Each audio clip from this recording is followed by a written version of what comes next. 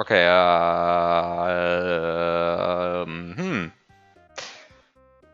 Stream just died there apparently, cause who needs a stable internet connection or something? I don't know.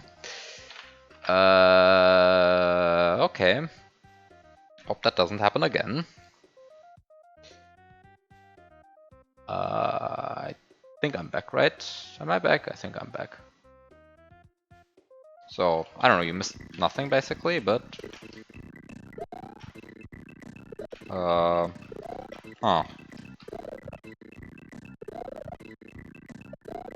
Is my chat broken? Not sure. Sometimes chat just breaks. I don't know. Maybe. Okay, no, I see one message, but I presumably, I don't know.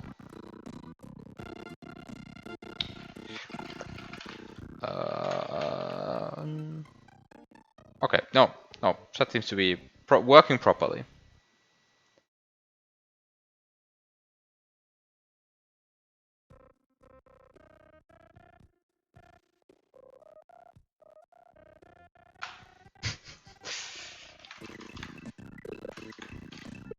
Okay, yep, good. Then chat is working for me. Everything is fine. Everything is fine. Wait, can you actually make this? If you frame advance this, can you make this? Ah, so you actually double tapping does. Actually, double tapping is useful here. Okay. Yeah, double tapping actually does something on these. Because sometimes double tapping doesn't really help. And sometimes it always confuses me when it helps and when it doesn't help. But I guess on these it does help.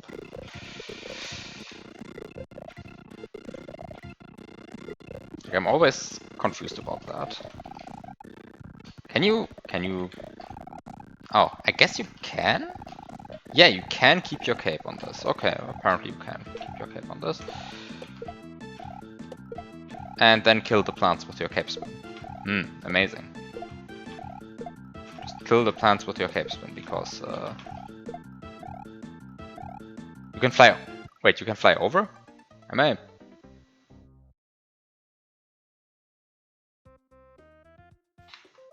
What level is this?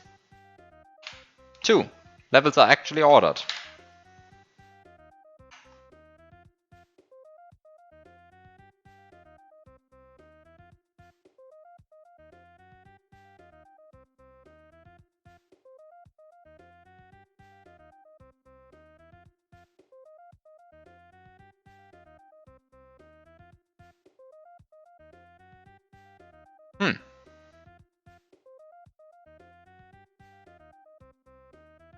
Oh, you meant glide. No, you cannot fly over. You look at this. This appears to be solidly built. Also, yeah, like, this appears to be solidly built. There are even some invisible jumping note blocks here. And well, oh, there's even a moon here. And there's a moon hidden behind the moon. But these are direct map 16 moons. So there's nothing hidden behind them. You always see the same moon.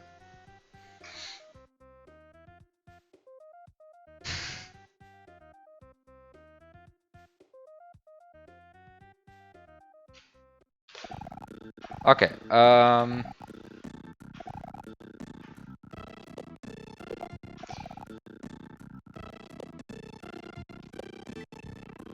okay, you can actually make it up here. That's nice, I suppose. And then you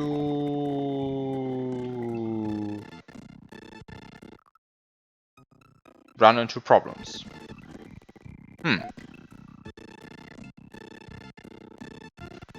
Wait, you can probably just jump over here properly if you are somehow quicker? Wait. That's what you get for looking in Lunar Magic for too long. That's what you get for looking in Lunar Magic for too long. Probably my mistake was actually believing that the lower jump plant is even needed. I think you can just go to the upper one.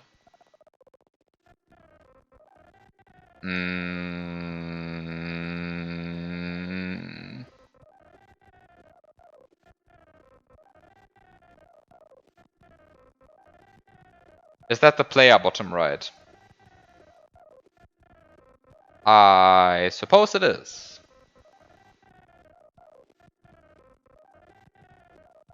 I mean, it tries to draw the player position as if this was a level.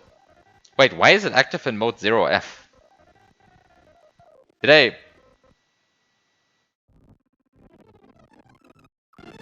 I guess I broke something. At some point. Let's fix the script. What did I break? I guess I just...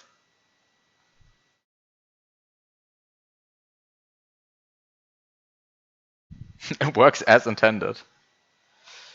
No, this should be fine. Let's see.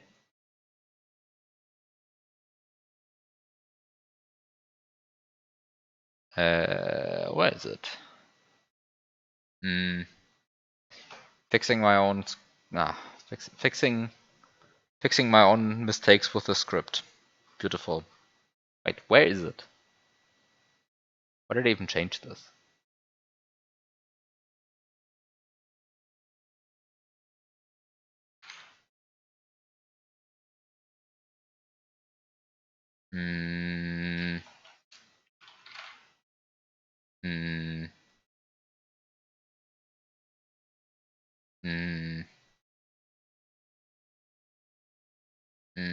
Oh.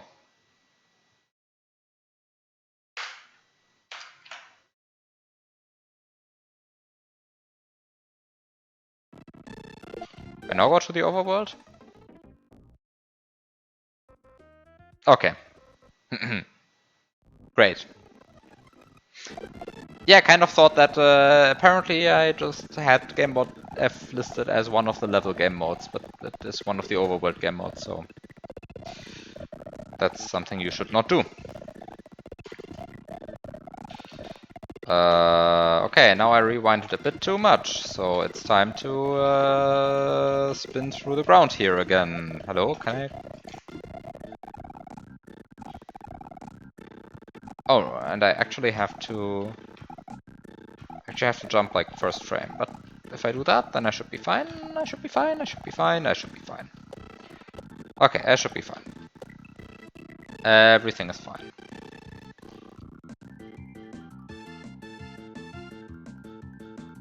I don't even know why I went out of slowdown mode here. I don't want to do a P-switch jump.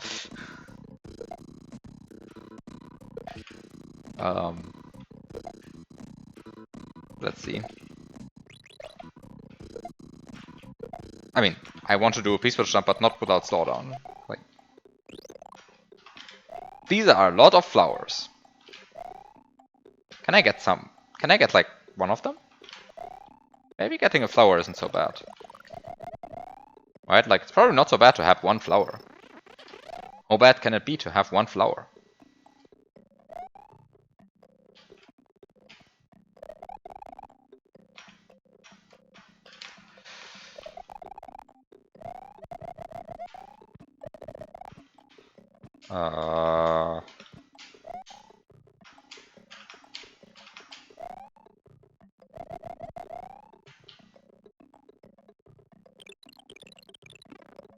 Let's just see how much more P-switch do I need.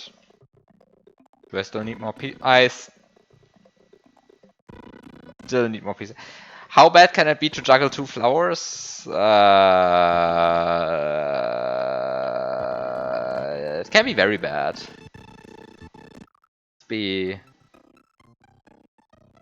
Let's be real. It can be very bad.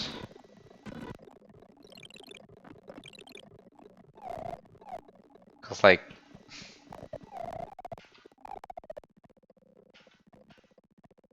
somehow, I mean, you still need to juggle the feather along with it. That seems like maximum pain, especially when you try to like do everything while P-switch is running.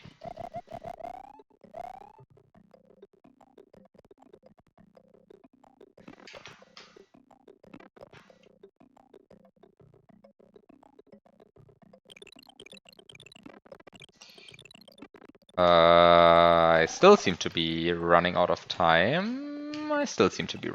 How much more P-switch do I need? That's 10 more blocks, so I suppose like a second more is enough. Time to get 1 second more of... I guess I lost all of that time while trying to get my feather back.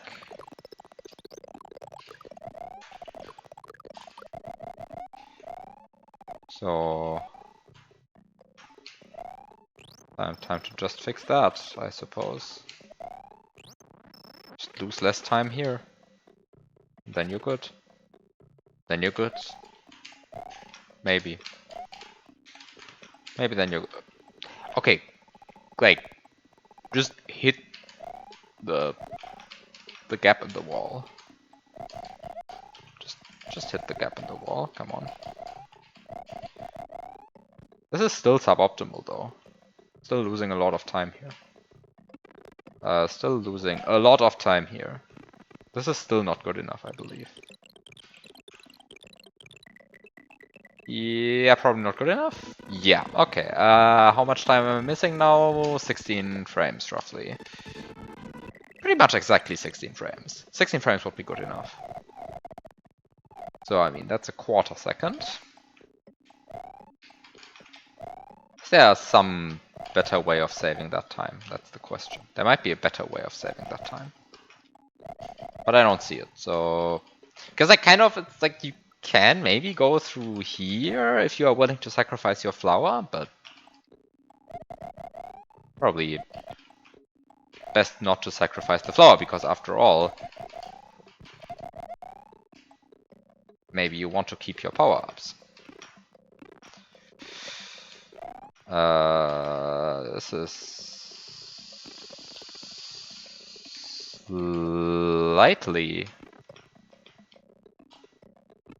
Just slightly bad again? I think this is again bad.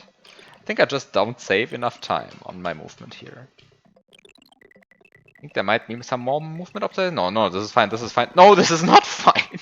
This is also, again, not fine. I actually need even more time. How much time do I need? Still, like, another second. Oh no.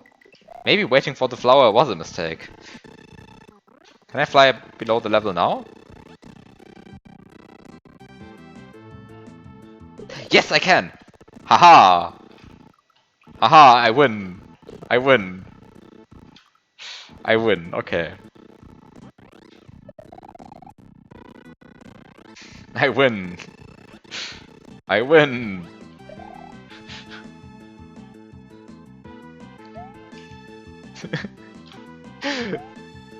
Wait, what are these arrows trying to tell? Why are there so many arrows? Why are there so many arrows? You could have definitely done that from the start. Yes, I could have.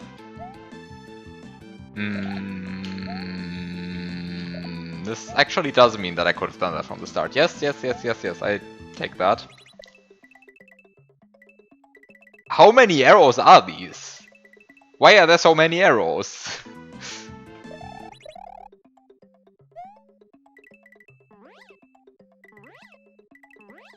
What are all of these arrows trying to tell me? I have no idea what these arrows are trying to tell me.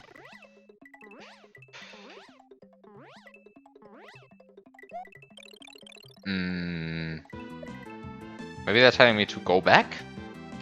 I mean, after all, there are arrows to the left.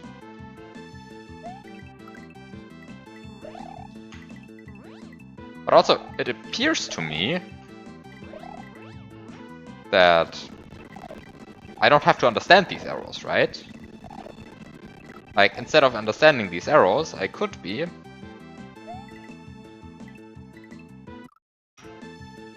underestimating the height of the sledge. Still underestimating the height of the sledge.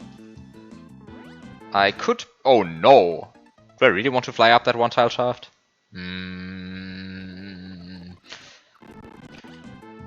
I guess I want to. I guess I could do this while the piece is still running, then I don't even have to fly up here. So I guess the correct thing to do is to not do whatever I'm doing right now, Because after all, right, we want to collect the midway point. That's collecting midway points is always good etiquette and so on.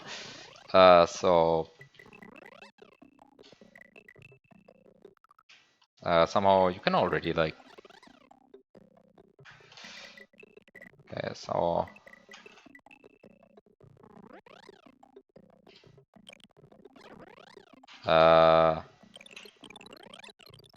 Okay, maybe I'm too slow. Maybe I'm too slow.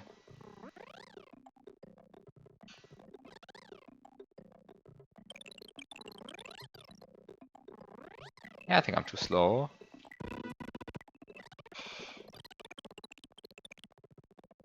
Of course, unless I get a wall jump here. Give me a wall jump. This is the stupidest way to— oh fuck, I actually got a clip here. This is the stupidest way of doing this, by the way. Don't do this. There are better ways of solving your problems. There are better ways of solving your problems. But I want to collect the midway point, because after all, right, like you have to check if the midway point actually works. Oh, I was afraid I would get the flower. Wall jump is the only way to solve your problems. Wait, oh, I start here. Wait, can't you now redirect Lunar Magic? Oh, I lost my flower. Can't you like redirect midway points now to sub-levels? Can't you do that now? In 340? This is Lunar Magic 340, so I think you can do that, right? Yeah, you can redirect a midway entrance to another level.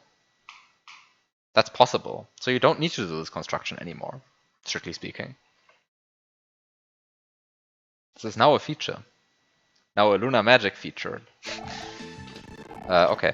Anyway, this is a bad way of solving your problems. What's the actual intended way of doing anything here? I mean, I guess the midway point works, so let's set a safe state here. I don't know why I'm setting a safe state here. Just want to check what the actual, like, intended way of doing anything is here.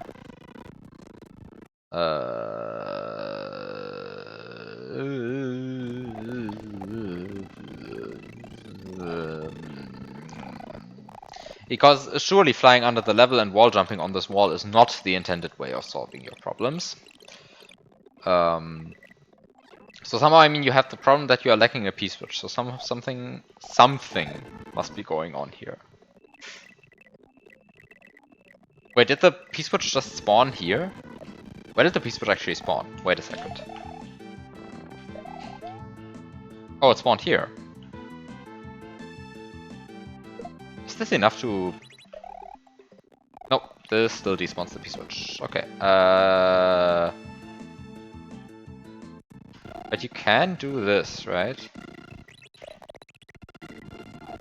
Maybe you can't do this. Maybe this actually...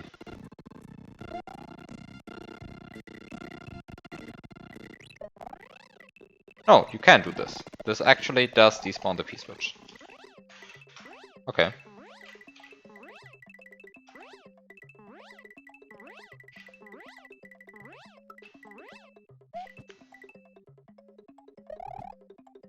But this also means I can just do that again, right? So,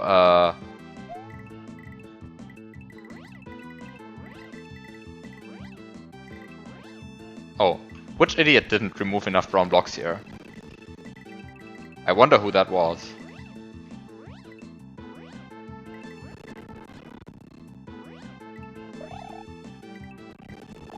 Like, who put all of these brown blocks in my way? Wow.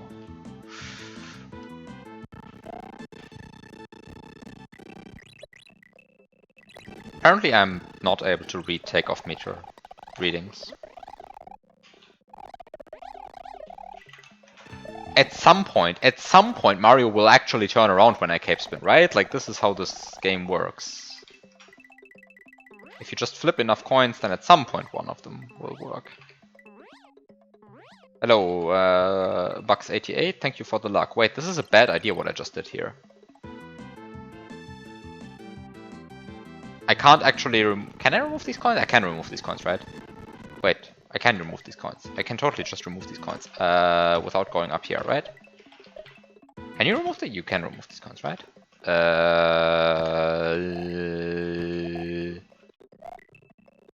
Can you remove these coins? I mean, without going up there. Of course, with going up there, it's very easy to remove these coins. You just go up there. You are big. That is a true statement. So I guess you can go up there, but like, can you remove these coins without going up there? I think you can. How is that possible? I think you would need 17 speed though. So I guess you can get 17 speed. So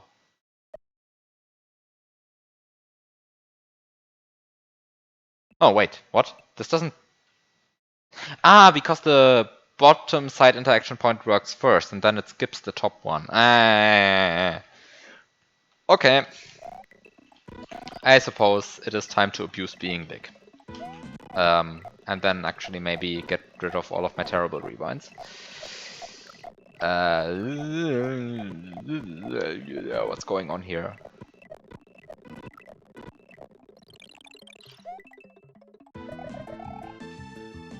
Raise the right wall? Would that work?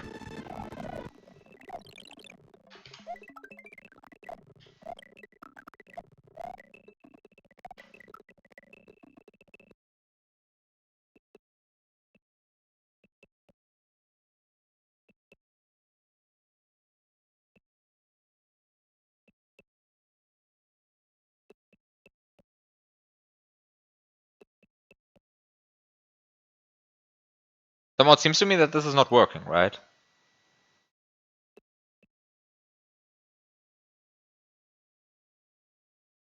I mean, this is just not collecting the coin. Somehow.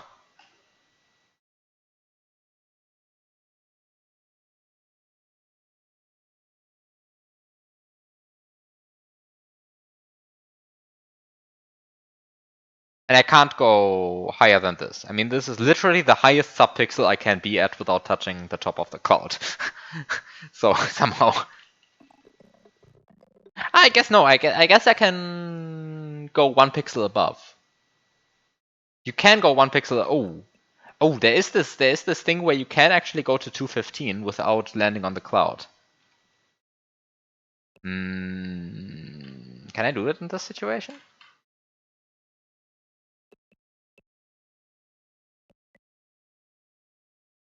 You can actually go to 215 without landing on the cloud, but somehow I don't think that extra pixel would help. Oh, nice, thank you. I totally wanted that wall clip. Yes, thank you. Thank you for the wall clip game. Oh no, wait, my timer is running out. That's bad.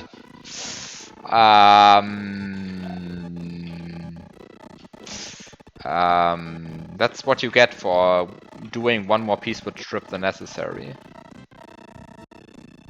That's what you get for doing one more piece with strip than necessary. Well, anyway.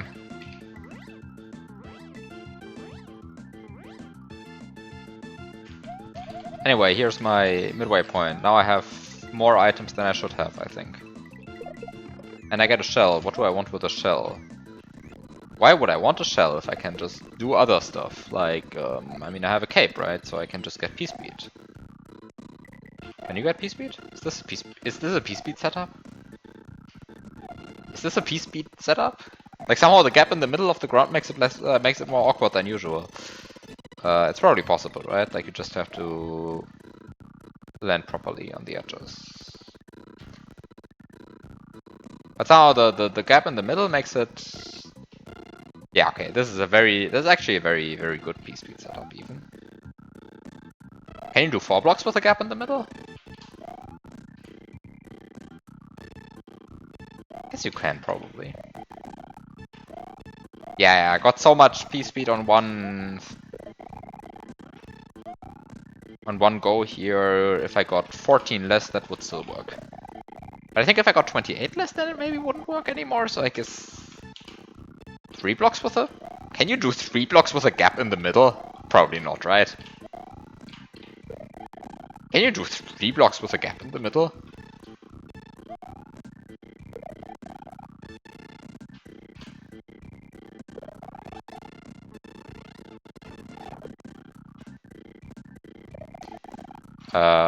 Oh no, this is going to be very awkward when flying, right?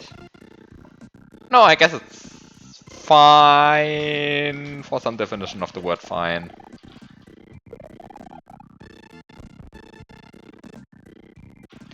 Wait, I might be ignoring a very annoying jump here. Let's check the very annoying jump, as described by the hack creator.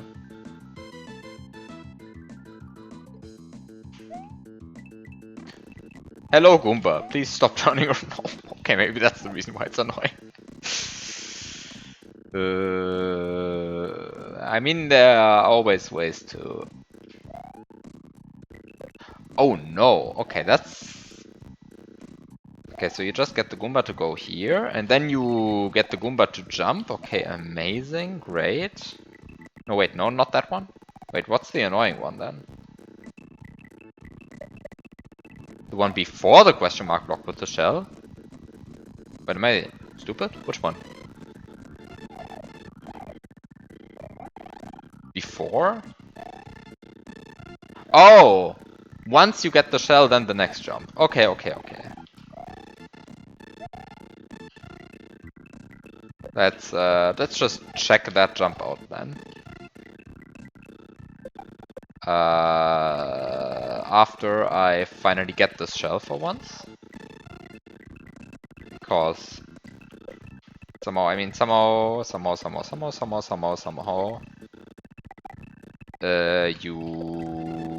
I guess my problem is that my Goomba is jumping at the wrong time. Yeah, if my Goomba wasn't jumping at that time, then I think I'd be better off.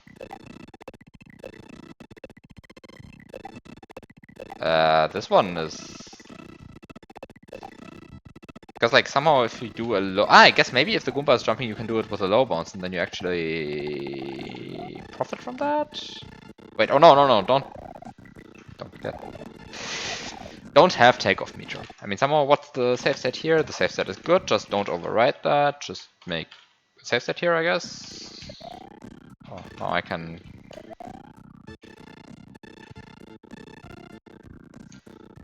just use... I don't know.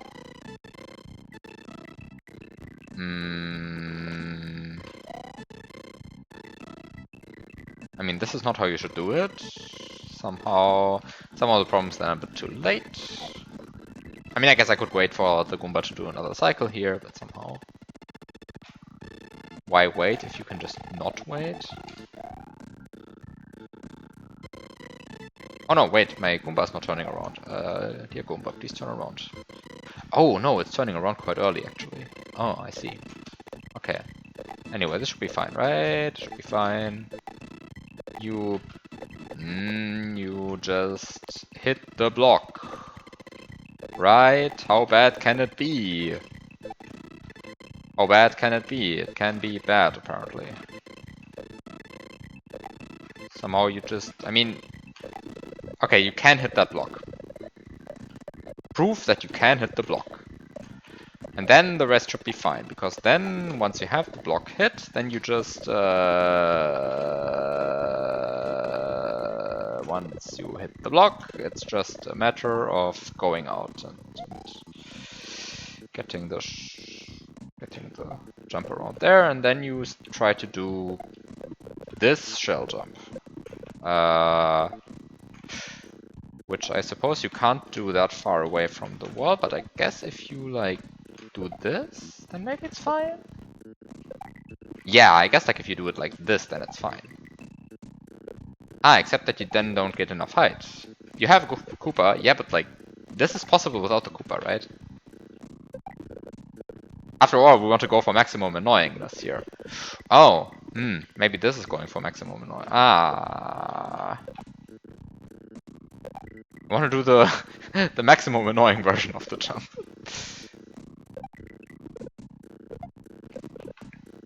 Okay, I guess you don't get enough height off the jump if you do the strat where you bounce it off the wall. Yeah, I mean, I guess if you use the Kukwa, then you get...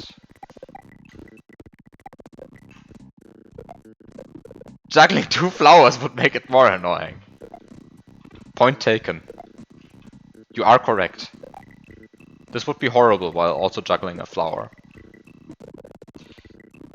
This would be truly horrible if I was also juggling a flower. Or 2 flowers, or 3 flowers, or 5 flowers. I mean, you could be juggling 5 flowers. I think that would be truly horrible.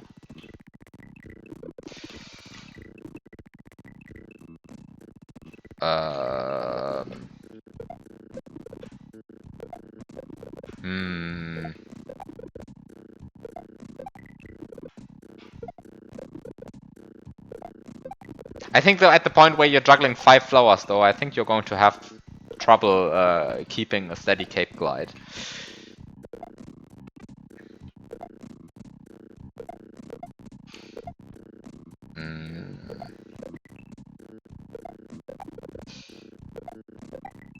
I think I should probably make up, like, I should probably, like, go closer to the wall on the initial descent, because actually, if you play this reasonably,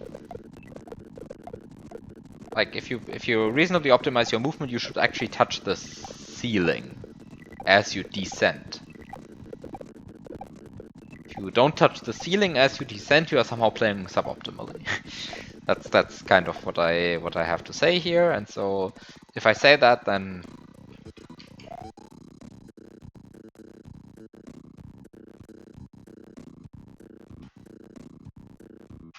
oh, one day I will actually get a ceiling touch here. Yeah, this was a ceiling touch.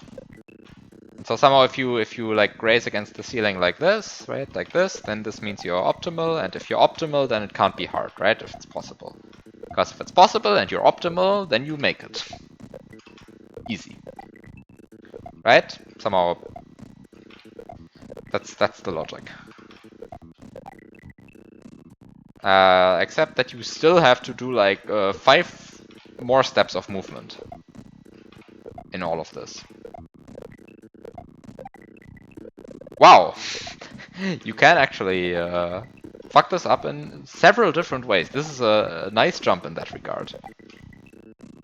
Yay! But you can also make it. Okay. But now you realize that I now lost my P-switch and my shell. So I guess what I should be doing really is I should be double grabbing the P-switch and the shell. And also...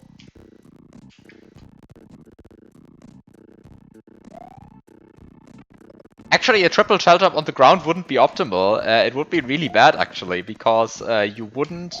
Because the last jump of a triple shell jump is... just doesn't get you enough height for this, I think. Because the shell will be on the ground. I think you want to be... I think... maybe it's going to be fine. Maybe it's going to be fine. Okay, so I guess you want to get takeoff meter here.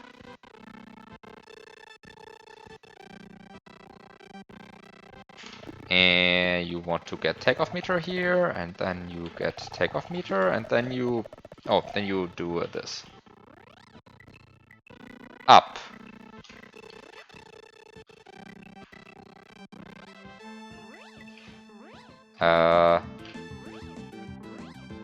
It says up. How far up do I have to go? Up! Up! How much up? Help! It says up! I might be running into time issues. Oh. Wait, it says up, up, up, up, up, and then I actually don't have to go up.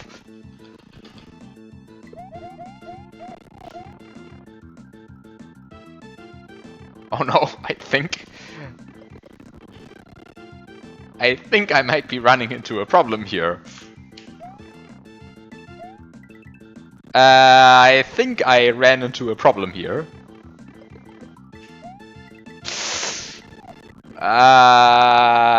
Let's fix this. Oh fuck, my save state is bad. But actually, I mean, I lost. I deliberately did like a large part of this with like 3 speed to get more height because I thought this was actually about height.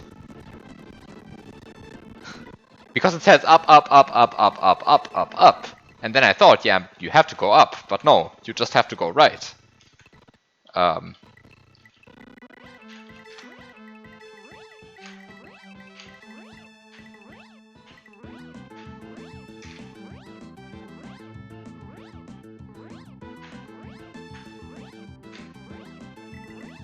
Oh, that's already like, that's already enough.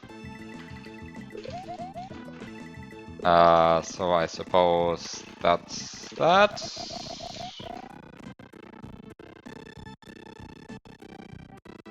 Wait, I guess what you can do is you can just use a turbo button and then you don't lose so much speed. And then you get 10 frames of invincibility. And if you have 10 frames of invincibility, that's not enough. Ah, because my cape is still interfering. I hate my cape.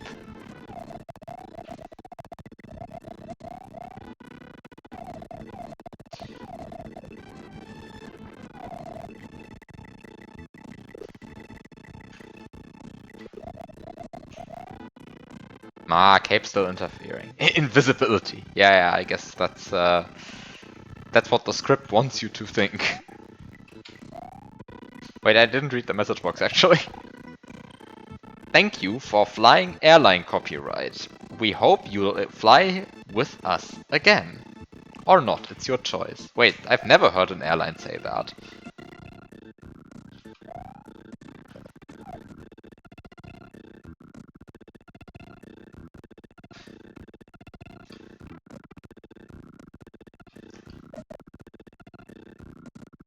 I've had more airlines trying to sell me a credit card than saying that.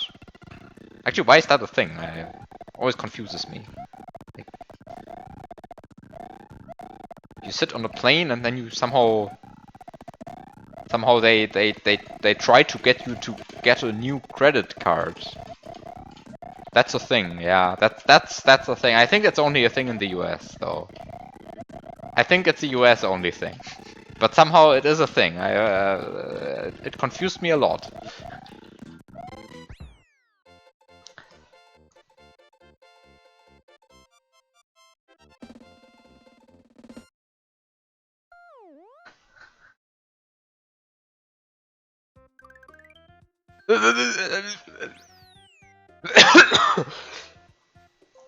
What is this? What is this? What is going on here?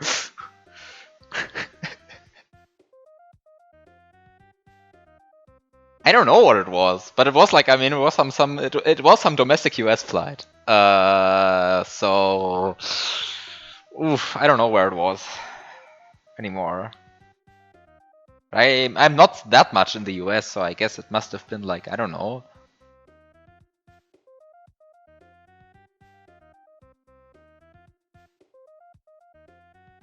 I forgot what airline it was actually. It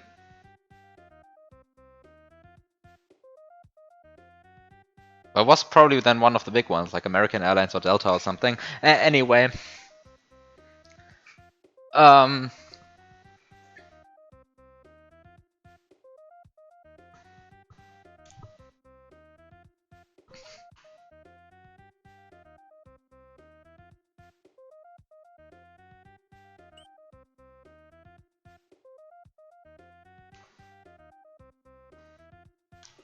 But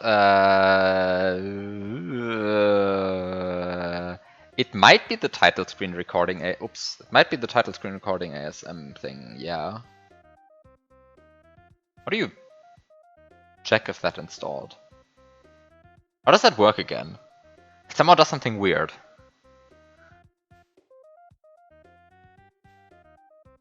Yeah, I mean it looks very title screen recording ASM-y. I agree. I agree.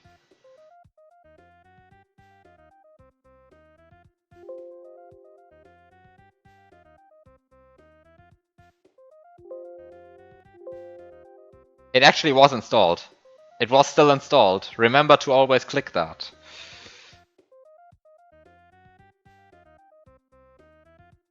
Fuck, I might have just edited the ROM by doing that. It doesn't ask you to save for that, I think. Yep, I just... Oops. Anyway, the emulator still has the old version loaded, so that's fine. Just don't reload the ROM anymore. But actually, I tried uninstalling that and then tried uninstalling it again, and only the second time it complained it wasn't installed. So yeah, I think it was installed still. And this is what causes this weird event thing to happen there. Yeah, it was the title screen recording ASM hack of Lunar Magic that breaks events.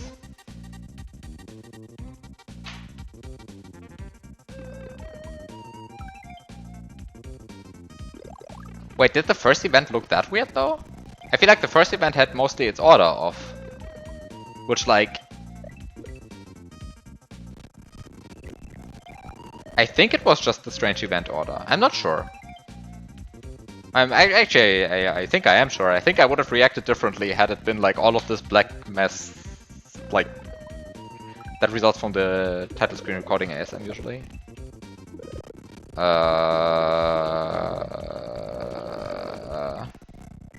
No counter break, yes.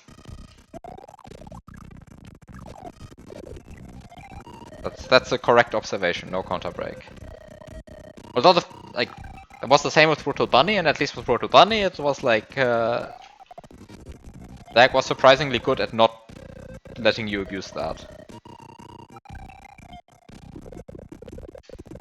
I think this might be a similar case here, because I don't think you can actually. Wait, actually what's up with this? Oh, what's up with the turn block bridge? I despawned it. This is why it reset. Actually, strictly speaking, an FF timer means this is long enough for me to wait for the flower now. Oh, you don't need retry for counter break. There's a standalone counter break patch out there.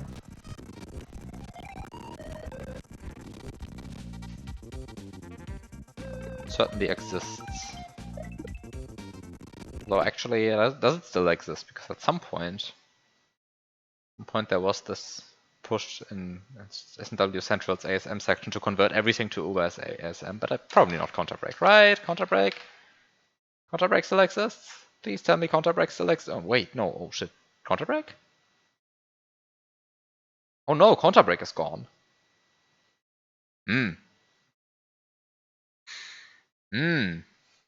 Wants you to use Uber ASM now.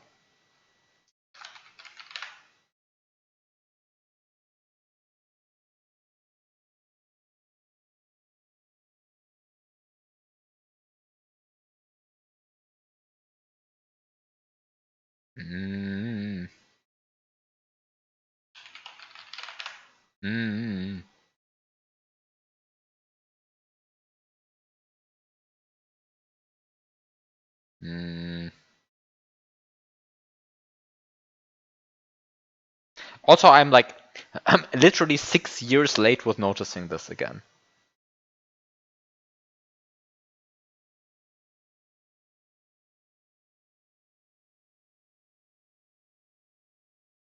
It's actually 6 years. Yeah. Retry death works exactly like a door transition, so you can just bring items through death by doing the pipe glitch.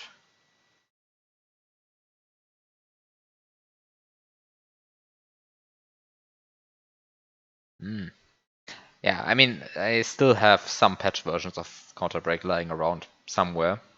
Where do I have them? Probably. I Cruella 2 ROM? Probably?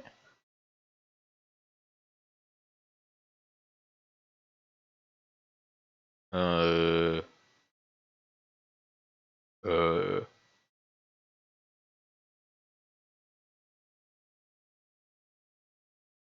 Uh.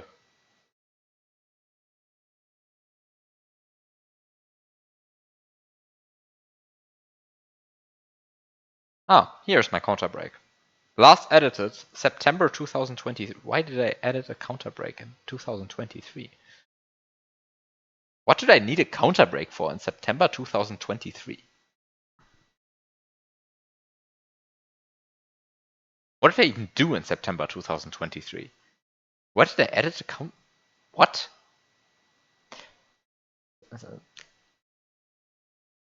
Anyway. Okay, I still have a patch counter break lying around. But it's probably some modified version, so probably bad idea to just upload that at some point.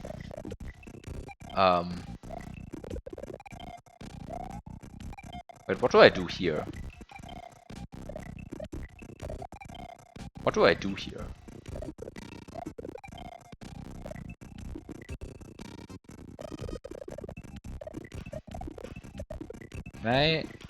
Is the point that I can hit the second one without... Ah, yeah. Ah, and I can probably do that without actually collecting it as well.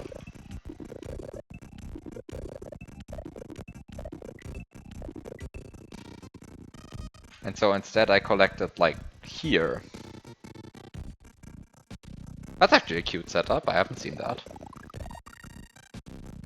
Maybe I have seen it, just forgot about it. But at least it means that I forgot about it.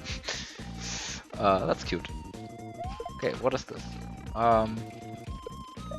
Oh, I actually need to keep a throw blockers. Oh no.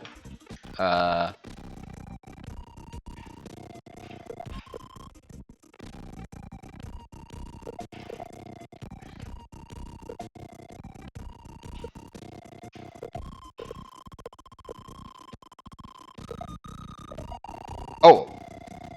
You know, opening your eyes would help you with, like, seeing 3 turn blocks on screen. Like... but you can't actually activate it.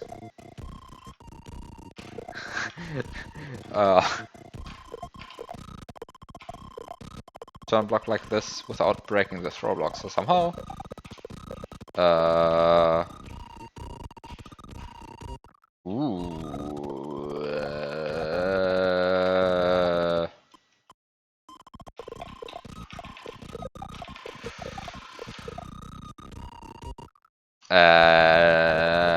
Is this a bad way of doing the things?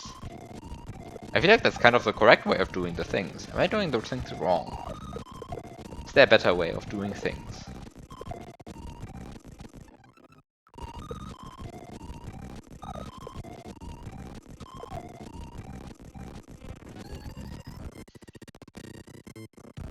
I feel like there's no other power-up which I could get, so... And this door is not on a screen border, so the only thing I can do is just enter the door, yeah.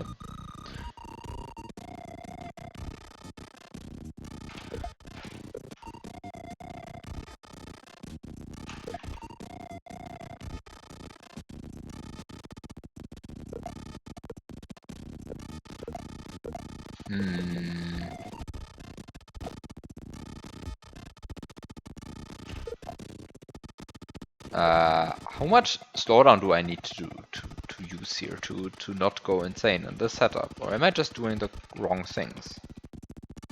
I'm probably doing the wrong things. Or I just wasted some time somewhere. Who knows? But this seems to be the setup.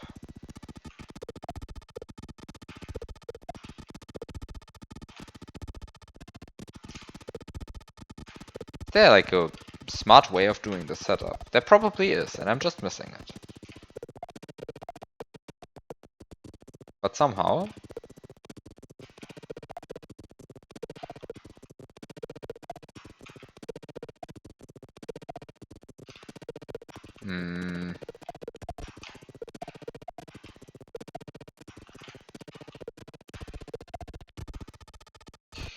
Maybe upthrowing the throw block was a bad idea, because now I am actually missing time. Okay, so up throwing the throw block is not the way to go. That's just what I learned here.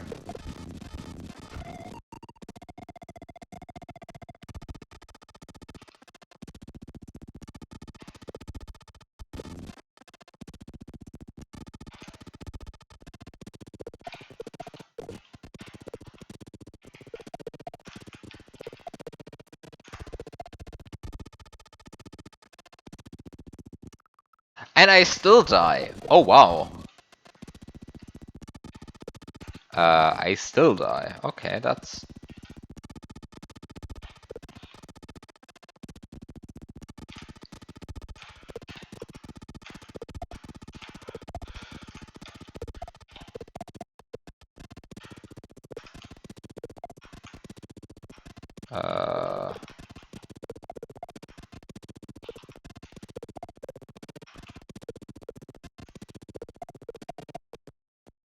What happens if I just throw this immediately? It still kills me. It's doable. I mean, I completely don't doubt that this is doable. It's just somehow... How much headaches and how many tools do I need to make this work? It's like, I'm not doing this at 100% speed. Certainly not. And actually already at like 50% I was not making it by like a long shot. And even at 25 I'm not making it automatically. And somehow this is already like, again, losing lots of time because I somehow placed this throw block too far out. And so I'm still, again, missing like 6-7 frames. Which is like, it sounds like not so much, but it kind of is. I mean, somehow there is like the... You might be able to just get a non-speed reset throw block grab here, but...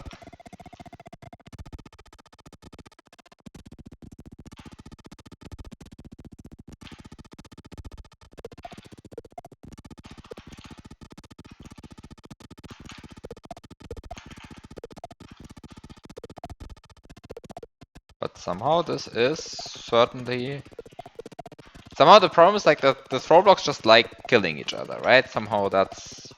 I mean, that's somehow the difficulty of the setup. If they didn't collide with each other, this would be completely free.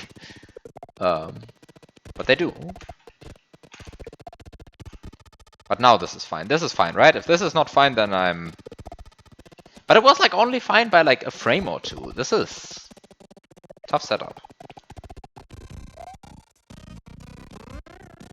Is there a better way of doing that? So I completely missed it.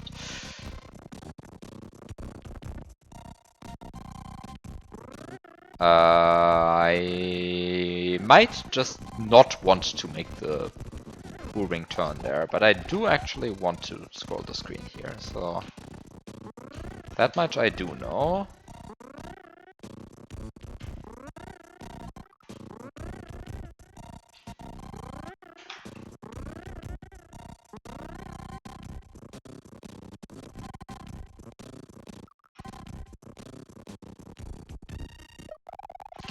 Can you make this without... I guess if you turn around, scroll the screen, then you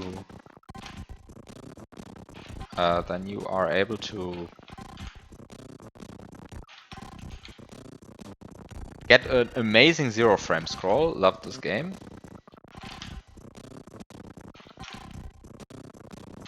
Love the 0 frame scroll. Like, it's a really good one.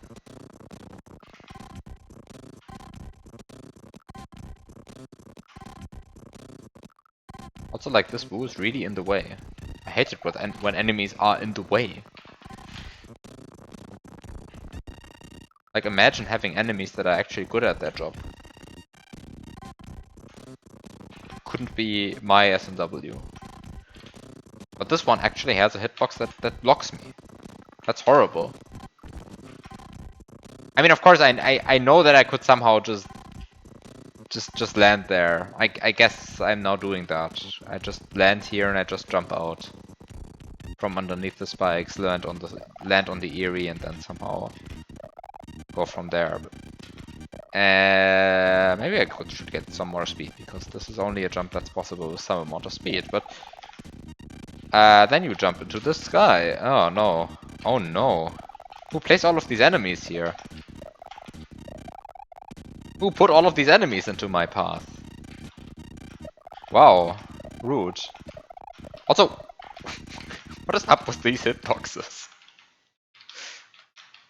Like seriously, like I go all the way through this enemy and then he just like decides to kill me like here. Great.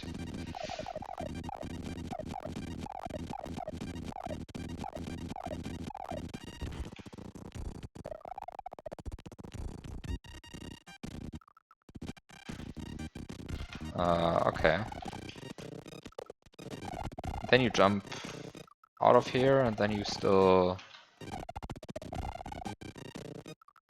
kill. This is the bull ring manipulation setup. Oh, I do actually get a respawning springboard here.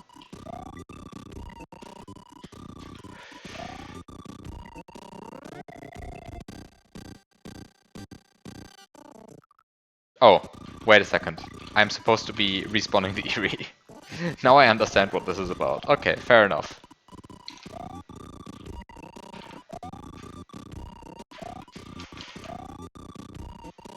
Okay, just respawn the Eerie, all is fine.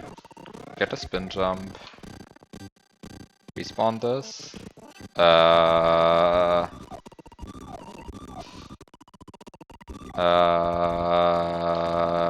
Get this to work.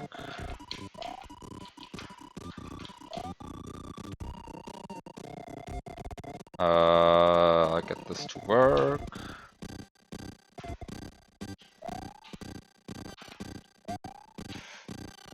Is this a good way of solving your issues? No, it is not.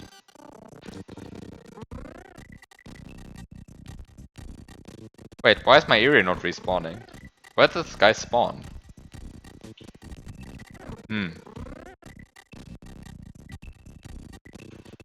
Oh, okay, I guess he does spawn way more to the right than I thought, so which also means that you can actually...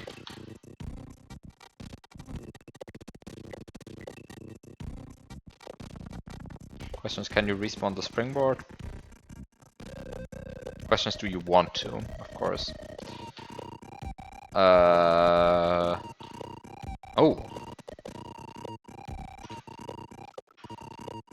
This is actually precise, I think. Is it? Maybe it isn't.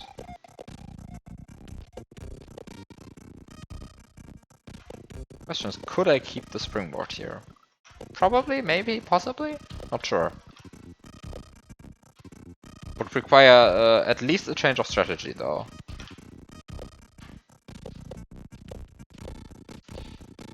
So...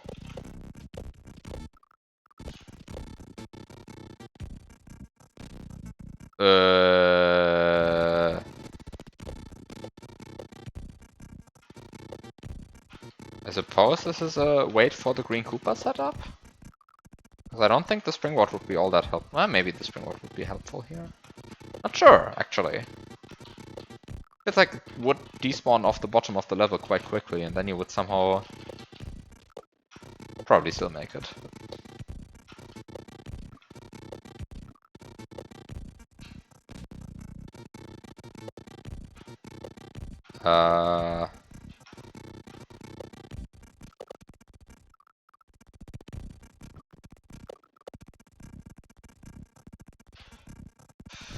Okay, so you try to do something here, and the something you do is whatever I'm not doing. Just do not what I'm doing.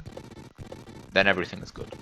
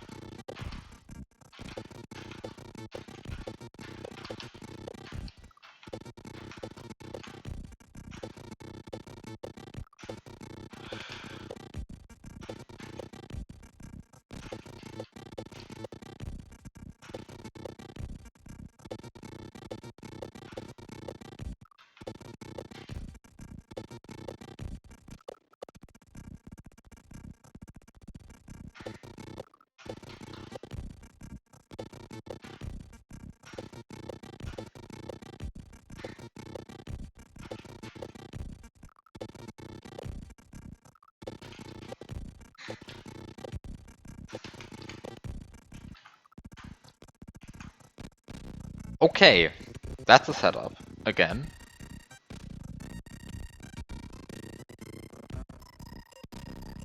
Okay, but this is definitely possible. You just land on the green Cooper and just do that with the correct timing, and suddenly everything works out. Okay, and then try to respawn the green Cooper. Where does he spawn?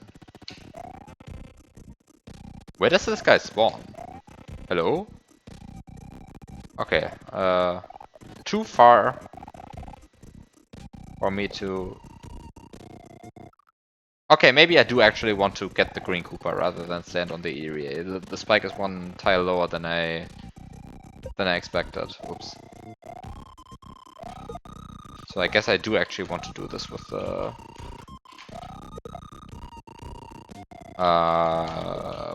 shell instead. Do a shell jump. Where do I throw the shell? Here? Yeah, I think this is a good spot for the shell. This is a good spot for the shell. And then you somehow...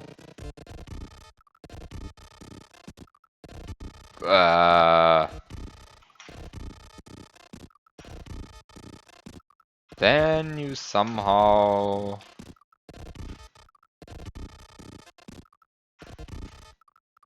Can you defeat these by scrolling? Can you defeat these by scrolling? You can probably defeat these by scrolling, right? You just scroll them out of existence. Oh, and then you realize that they do actually spawn in a quite bad position for this kind of strat. Okay, maybe you're not meant to just scroll them out of existence? This seems like almost possible. Seems like it'd be almost possible.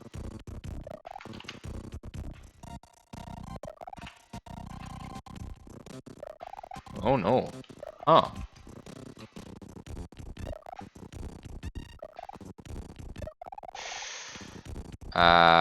Okay, maybe...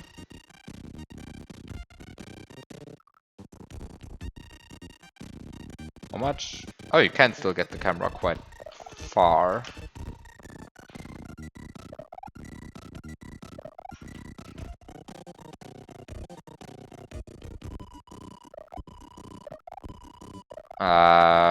Can you maybe barely make this? Oh no. Oh no.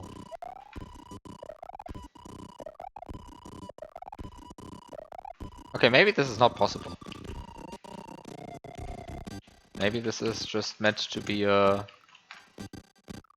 setup like this, where you somehow... This is actually cool. This is cool. That's a cool one. I like that one. Ah, it is time to respawn my Eries again. Make the Eries be useful. Of course, now they don't spawn. Yeah, because they just spawn in a weird place. Okay.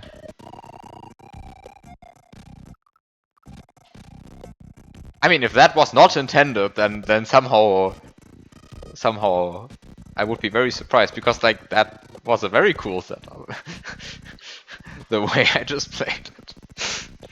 And somehow there seems to be no brute force solution to it either. So yeah, okay. I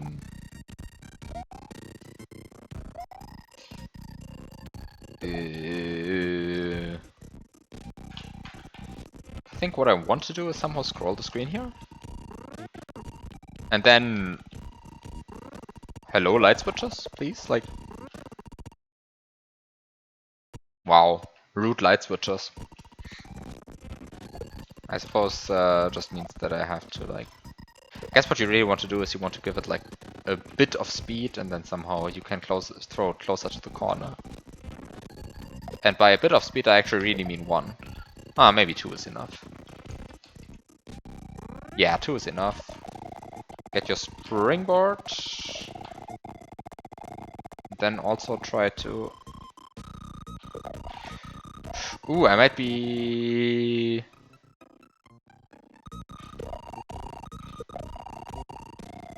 RTA friendly sprinkler. Actually, that's true. It doesn't kill you when you fail it, so... Wait, that's going in my list of things, because I actually... That's actually a very good thing. I'm stealing that.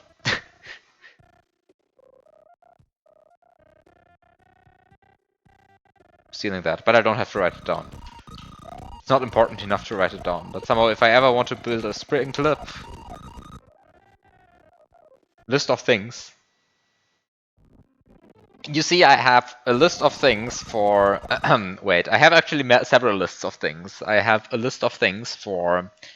an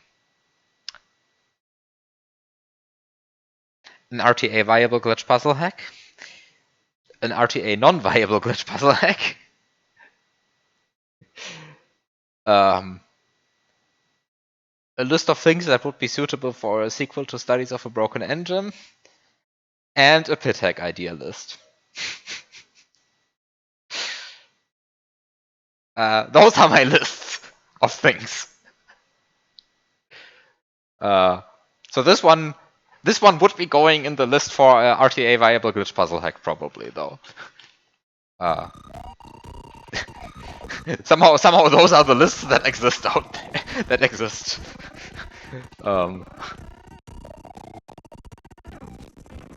But okay, somehow I probably want to be slightly better here because I...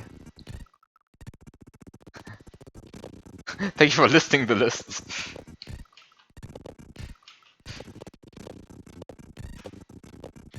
I mean, I just wish I had time to actually like make all of these hacks, you know, because like somehow at the rate I'm currently building hacks, this is like well into like, I don't know, very far future territory.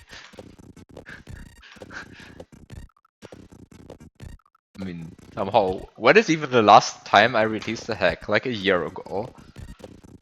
And I mean, I guess since then I haven't been like only building hacks. I've been like doing lots of other stuff that somehow distracted me from that. But also, yeah, I wouldn't claim that I have built a hack in that time. Because I really haven't. Somehow... I mean, to be fair, the thing that I'm currently working on is like currently just has probably a too large scope. In some sense of the word, but also kind of it felt correct to give it that amount of scope. Which just means it won't release for another like 75 years. Okay, that's actually like that's a bit of an exaggeration, but probably like maybe release this year, maybe TM.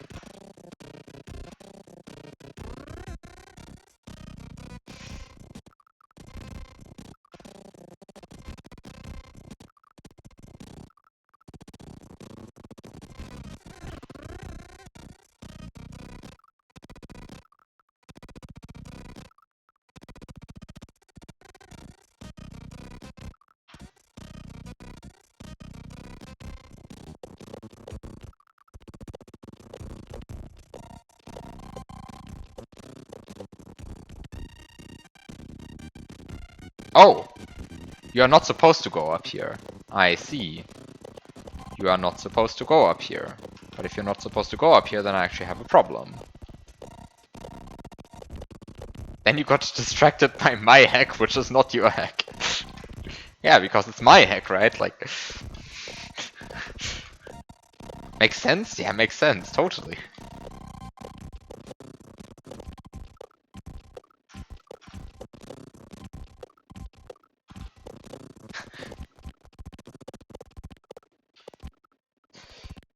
This is setup. Is there a smart way of doing this? There probably is some smart way of doing this. I just...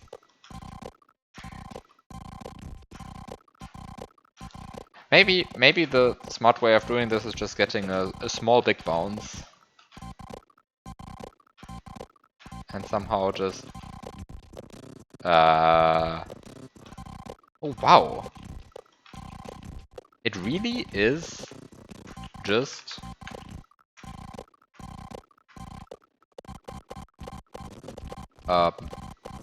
just somehow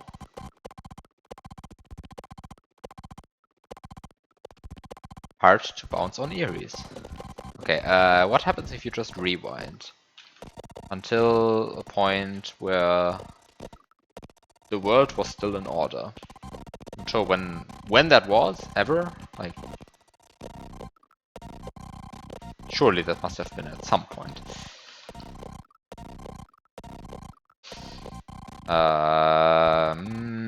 Probably also not that. Bad. I mean, I probably just want to start at the first Erie, because somehow it's easier to move leftwards along the Eries than it is to move rightwards. Somehow, I think that much is true. Rewind back to title screen. Yeah, I think the world was still in order on the title screen, that's true. At least I hadn't screwed up any level yet. Ooh, that's almost good.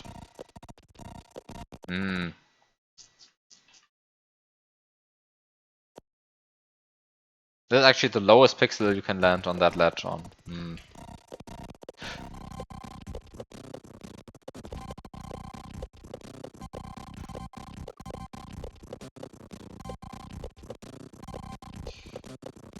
Okay, so somehow maybe this is the way to go. You like somehow...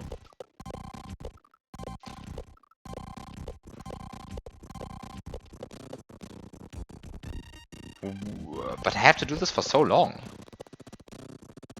Maybe this is the way to go though. This is not the way to go. Wait, what is the way to go here?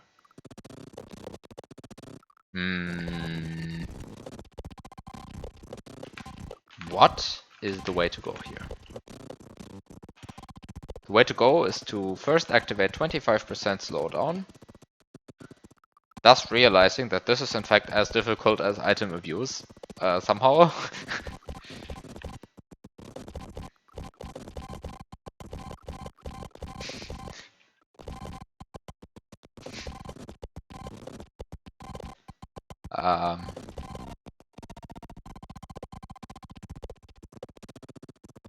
Oh no, you just do that. That actually isn't so bad. Once you see the game in enough slowdown, this is not actually so bad. You just... Oh wow, this is actually cool. Oh! Going from the Erie in slot 9 to the Erie in slot 8 is actually not so difficult, because if you bounce on the Erie in slot 8...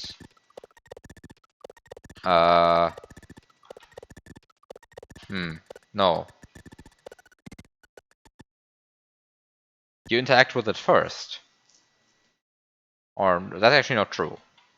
That's actually not true, because you interact with them on different frames anyway. Okay, that didn't make sense. Ignore what I said here. Somehow it's still easier. Why is it easier? I have no idea.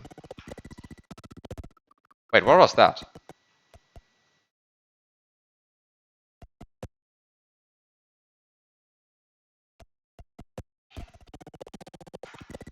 Okay, somehow that was something far more mundane than I expected. Okay, anyway. This is a setup. That isn't so bad once you use enough slowdown. I guess that's true for like almost every setup in SMW ever. But...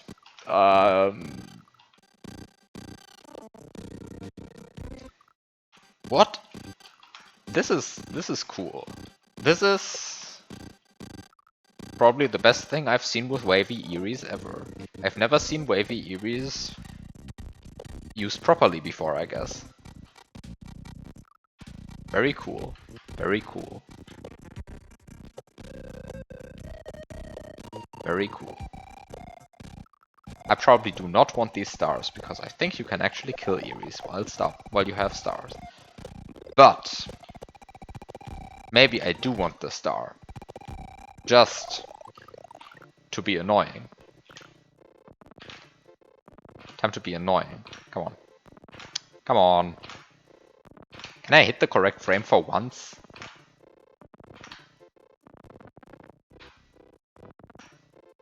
Yeah, I can hit the correct frame and then mess everything up.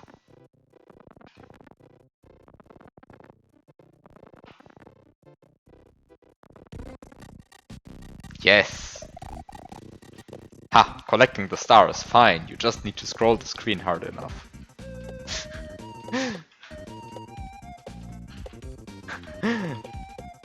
Do I want to go up here? Seems like you might want to go here.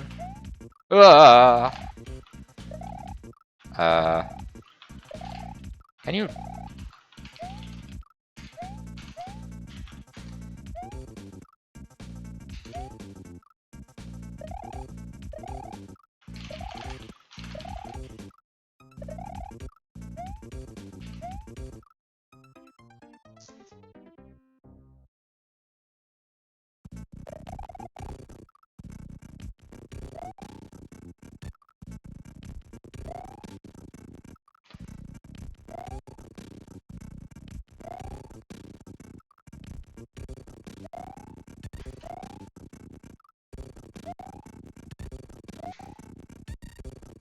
No, pick the right subsets of an Erie train.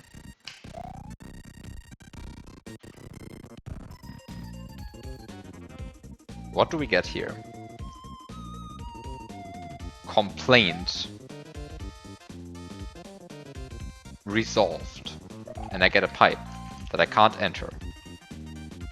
And produces cutoff. I think that complaint is not resolved.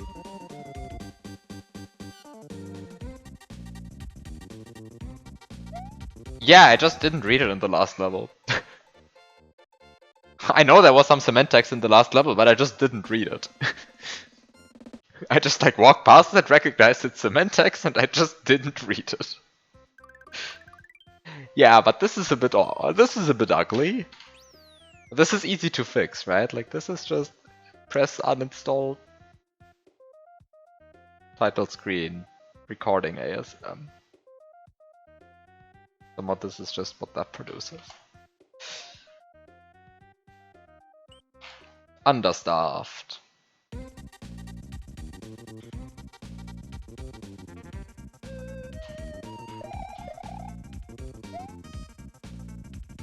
This looks a bit awkward.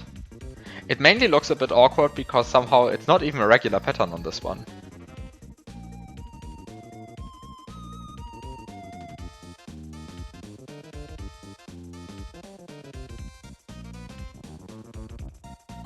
Like somehow this looks awkward, but it's at least a regular pattern. But here it's not regular, so like that messes me up.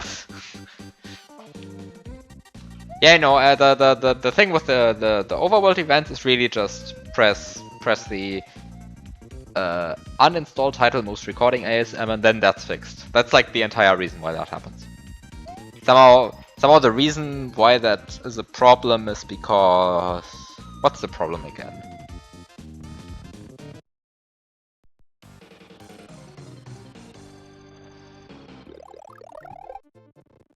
Somehow that's somehow... I forget. Why does that happen again? Somehow it overrides some part of RAM that's important, but I forget which part of RAM it overrides. And why it needs to do that. I mean, I guess it needs to do that to actually save like the... Save the recording data. It's recording into where the layer 2 event data is stored. Okay, great.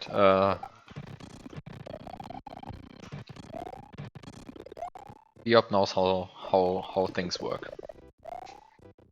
Good that at least somebody knows that. Why that's in RAM? Well, it's in RAM because after all, the ZSNES save state is the correct way to export the movement data. I mean, where else would you store it? SRAM? I mean, I guess storing it in SRAM would be actually nice, because that would mean that it's emulator independent, what you are doing.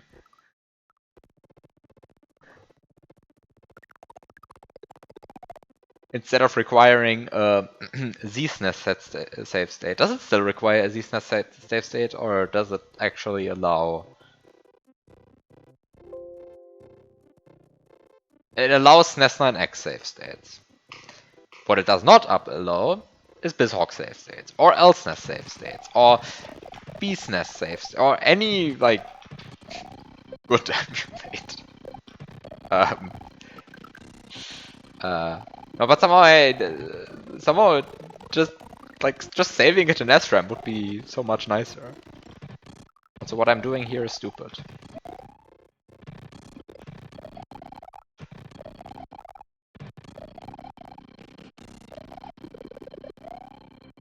I think what I'm doing here is stupid.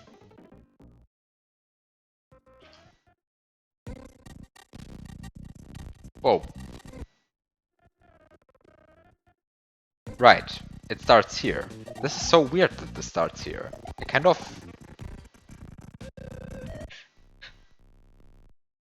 Why does a ghost house level lead to this castle? Who knows?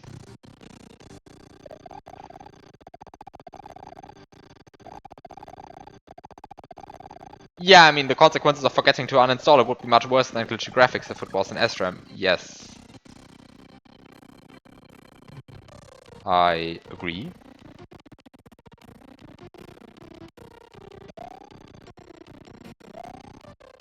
I agree. But would it really be, though? Because, like, somehow... Yeah, I mean, I guess it would be, right? Because, like, it wouldn't check for other...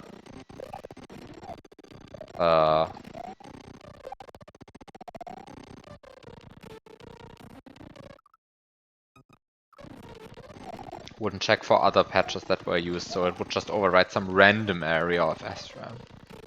So I guess maybe it's good that it's not in SRAM, but, like, somehow...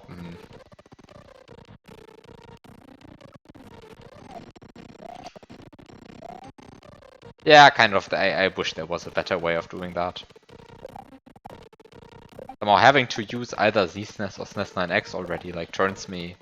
Like, turns me off from ever using that again. But, just, I don't want to use that.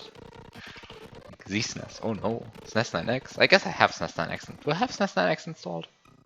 Do I even have SNES 9X installed? Write a converter. Actually, I don't know how any of these save state formats work. I guess they're uncompressed, right? Are they uncompressed?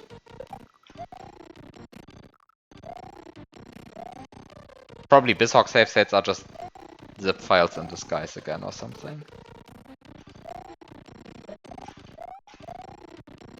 And SNES 9X save states are probably just raw binary uncompressed data.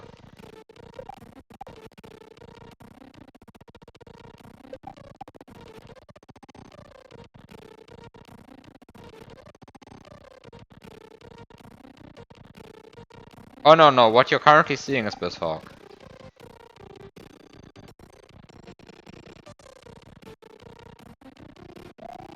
There is a version with the script for SNES 9X, but it's like some rather old version of SNES 9X. Which like doesn't support rewinds. I think there's no version of SNES 9X that both supports rewinds and the Lua script. And somehow I'm just too used to using both rewinds and the Lua script. which is why I'm kind of allergic to SNES 9X nowadays.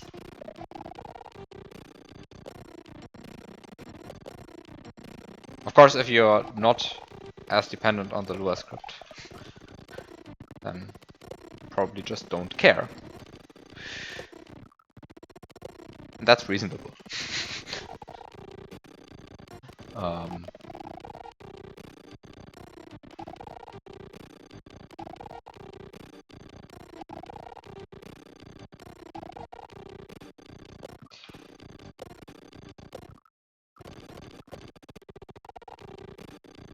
What is this?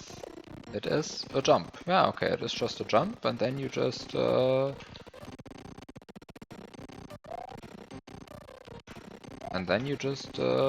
somehow jump off of here and somehow try to somehow try to.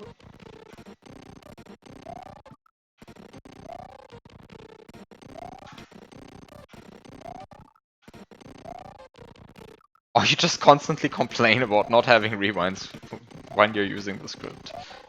Yeah, complaining. That's the good way.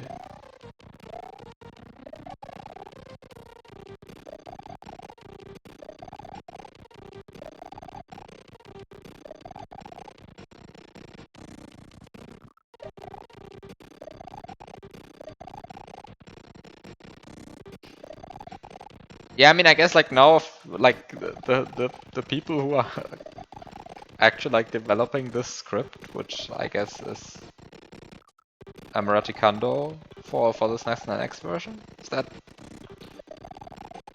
I think he's still the one maintaining it, right? Like, I don't think he still uses S9X. Like somehow there's an else version which just has more features nowadays, I think. But maybe it still runs on S9X. I don't know. There's also a Bisok version that is like completely different. And then there's whatever old bullshit I am using here.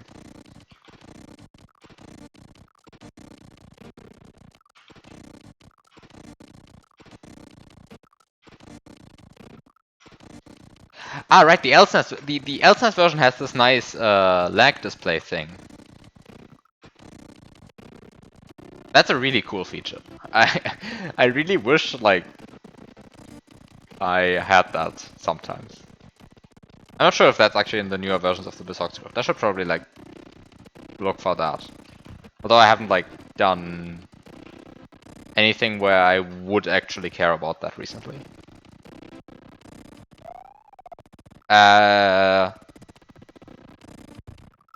What is that? It's just a thing that tells you on every lag frame by how much you exceeded computation time on that frame. And so somehow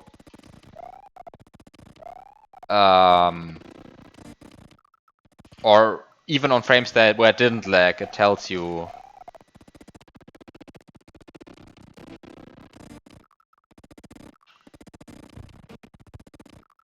how much you still had to spare on that frame. And so that somehow that tells you whether it's worth considering like changing stuff around in order to avoid that frame, or if it just cannot be avoided. And that's like really useful if you want to do these like ultra optimized tasks. Like I really would have liked to have that on the item abuse 3 task back then.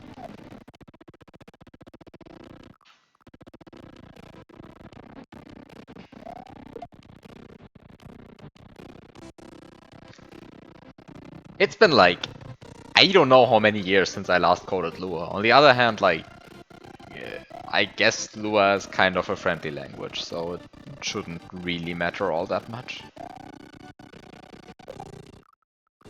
Somehow the bigger problem is getting used to the APIs.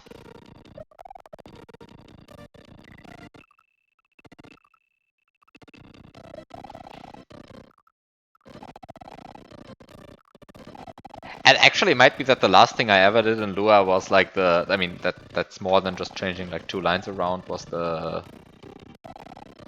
Actually, no, that's not true. That's not true. I want to say it was the counting continuous block of rewinds as one save states. I wanted to say that, but actually that's not true. I did actually do stuff more recently than that. But yeah. But also nothing fancy. I just tasked a different game than Super Mario World for once. For a bit. Didn't get anywhere. Yelled at the screen, just didn't finish anything, of course. But tried it at least. And there the RAM layout had like pointers to pointers to pointers, and I got just tired of looking up the pointers. So I did a Lua script that automatically resolved the pointers to the pointers to the pointers, but that's still cheap. Somehow. I got very mad at these pointers to pointers to pointers. Who invented these? Can't we just have like a static RAM layout? Who invented the pointer? I know it's useful, but like, have a static RAM layout, please.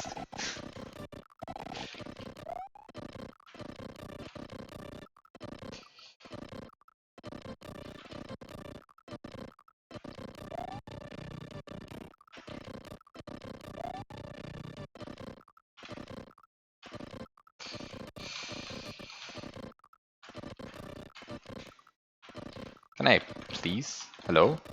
At some point, maybe?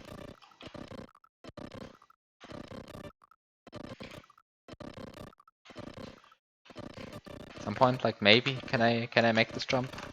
No? Okay. Too bad.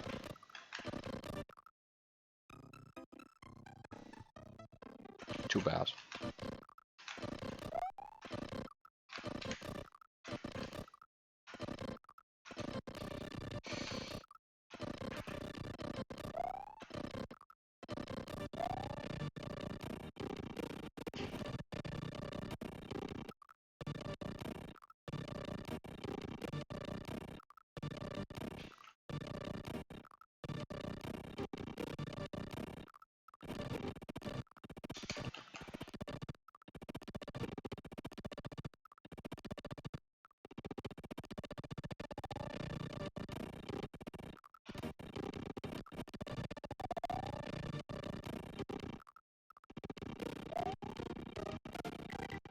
Okay, and you go up here and then you hit spikes.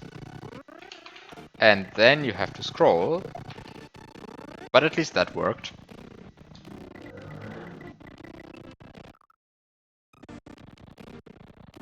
And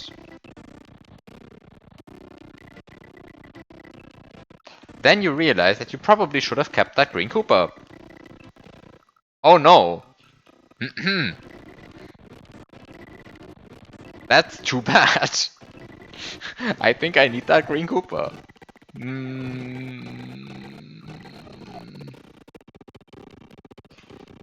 How do I get rid of that green Koopa without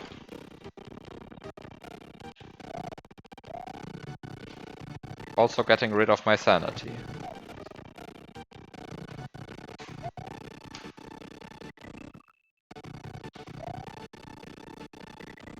I guess like this. Just scroll the screen, be fine. And then respawn the Koopa. Okay.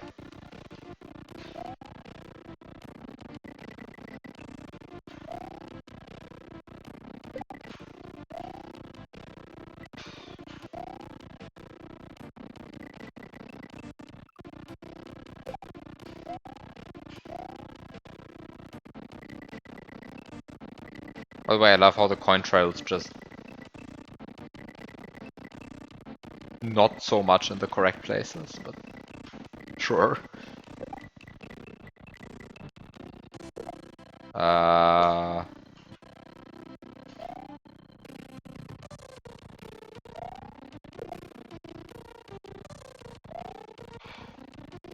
Where do I put this shell? Do I even put the shell somewhere?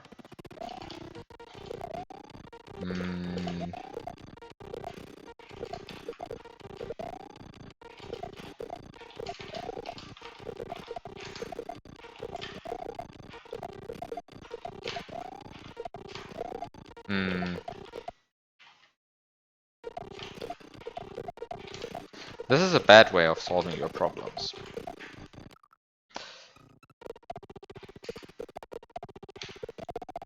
If you ever have problems with shells, you probably shouldn't solve them this way. Solve them some better way instead. Don't do what I'm doing. This is bad. This is actually terrible. I probably should just listen to my own advice. This is not the way you want to do this. How do you want to do this then?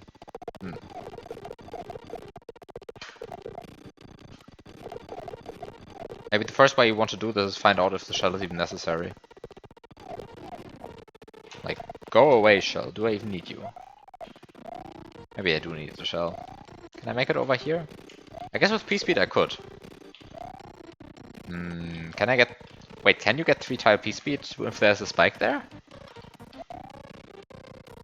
Does it even change anything? I think that changes something. Does that change anything? Is that just psychological or does that change something?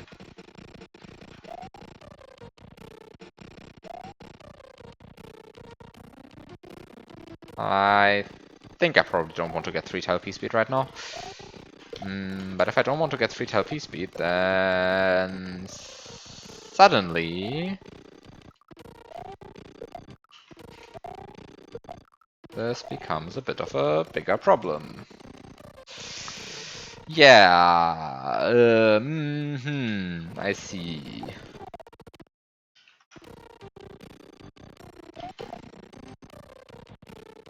But actually, if I get the shell there, then I should be fine, right? Like, I can respawn the shell. No, I cannot respawn the shell like this. This is not going. Uh-oh.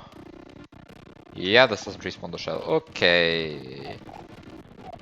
So it's time to rewind. Yay! Welcome to the rewind stream again. The most amount of rewinding on Twitch. Great.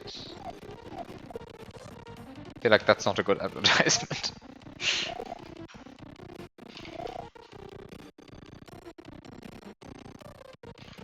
Might be true though.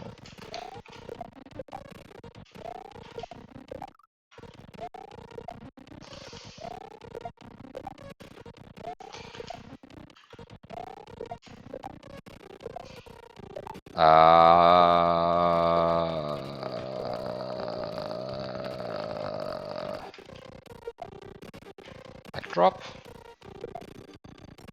Backdrop. Backdrop.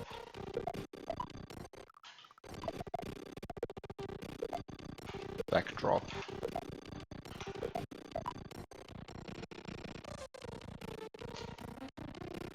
There's a world where you keep a shell by just getting P-speed and just jumping over the spike instead of doing a shell jump there, but I'm not getting 3-tile P-speed here.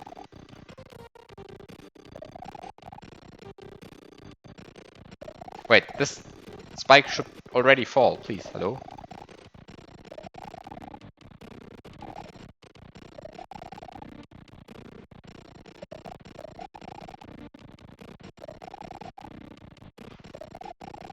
$112 of which are possible. That's very good.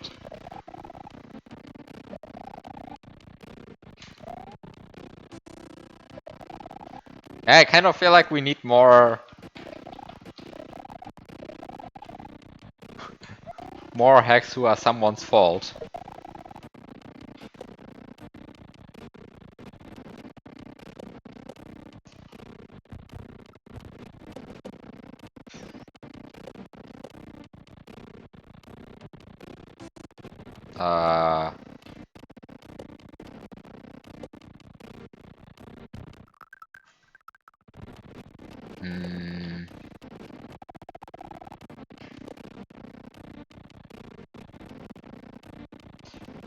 This might have... Yeah, this is not a good save. This is definitely not a good save. Oh, already not a good save.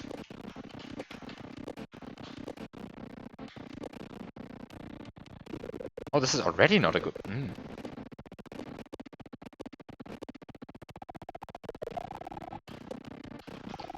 Or maybe I just want to have like one good high bounce. Like this.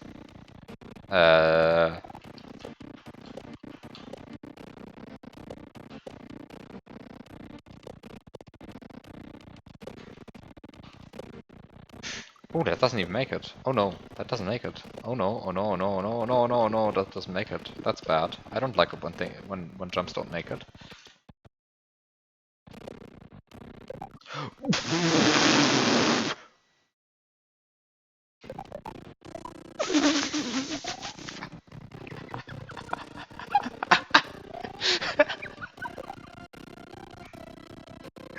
Wow! Oh wow!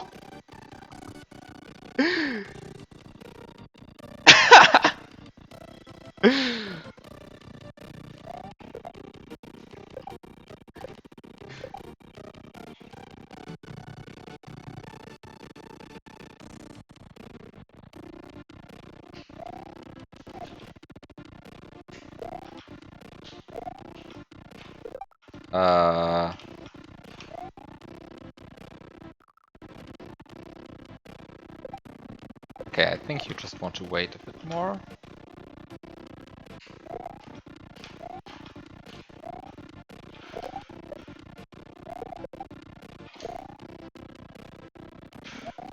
And can you still make this? Yes, you can still make this, you can still make this, and then you just enter this pipe.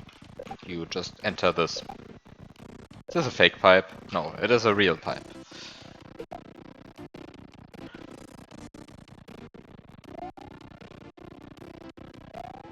And you get another one of these.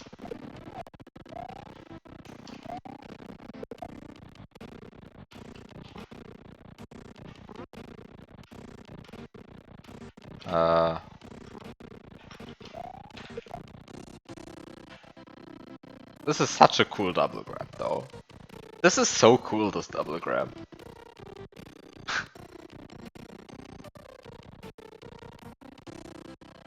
Love this double grab so much.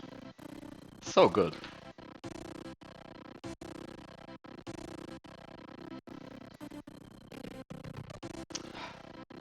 It's so smooth, it just looks so good, like you just double grab them. Like, whoop. It just works.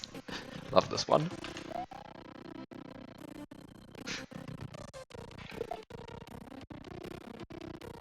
This goddamn double grab. I love it.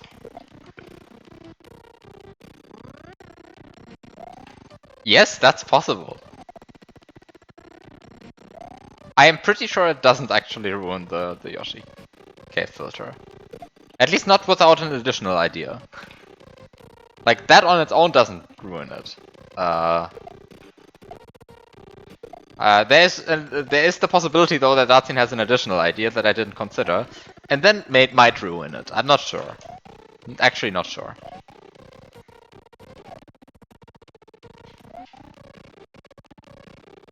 Yeah, there might be something evil hidden there.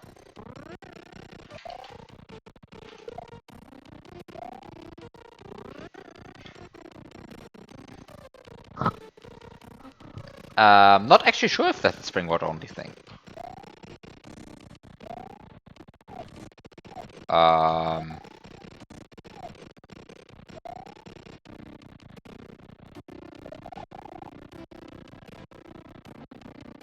Somehow not true that the entire filter relies on that not being possible. I think it relies on slightly more.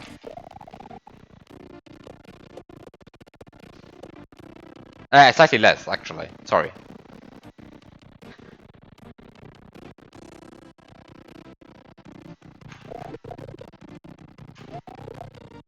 Okay, maybe I misunderstand the filter then, because I feel like I can't do it, using just the information that this double grab is possible.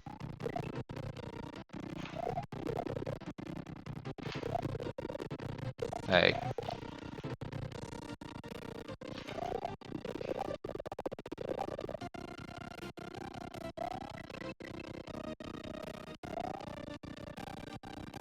Wait, do I actually want to...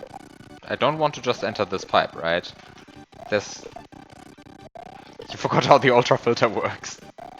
The ultra filter is just such a good name.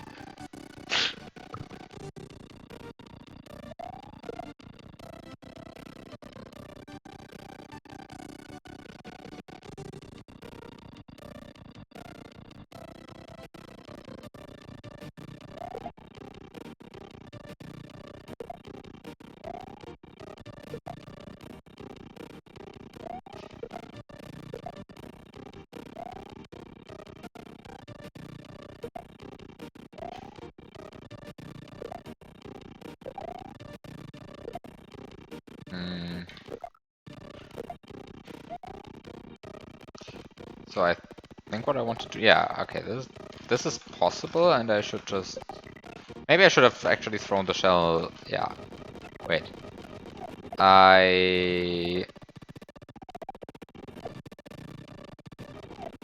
Is that actually true? Yeah. I think what I want to do, not this, but this.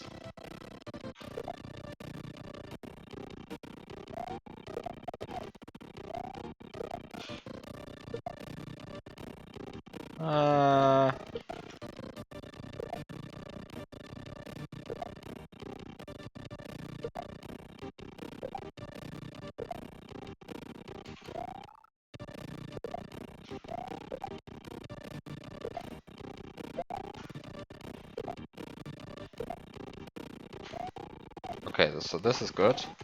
And now just jump like this, yeah. And this was terrible. Okay, somehow this just works. You just do it. And then you miss whatever way you want to go. Where do I even want to go? There's ground up here somewhere. Ah, it's not everywhere. Okay.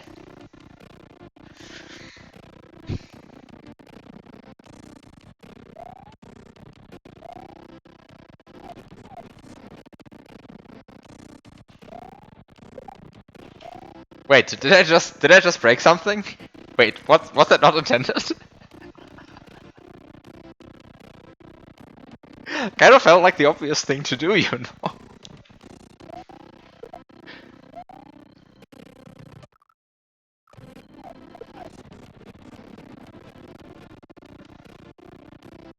Oops. I think I might have done something unintended then.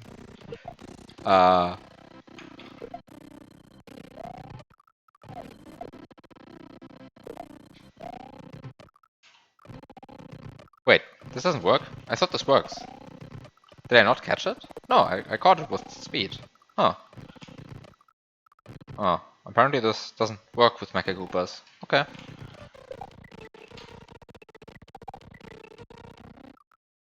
Oh. Apparently this doesn't work with Mecha Koopas. Interesting.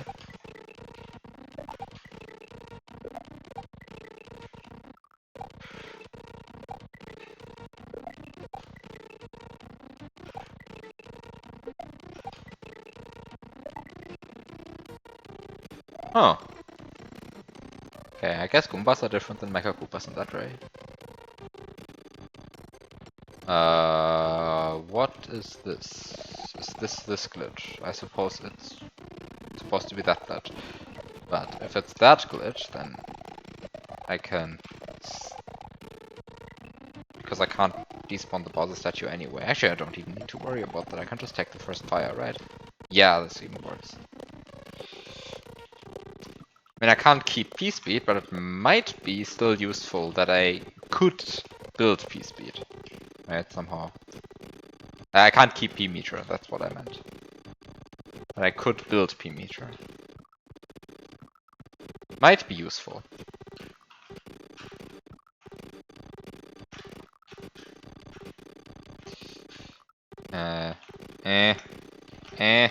Okay. You just have to say then at some point it works. This is not what you're supposed to do.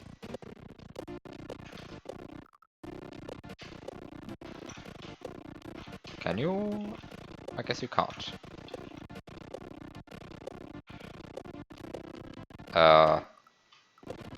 Suppose that's not what you're supposed to do then. I guess you're supposed to just approach this a bit differently then.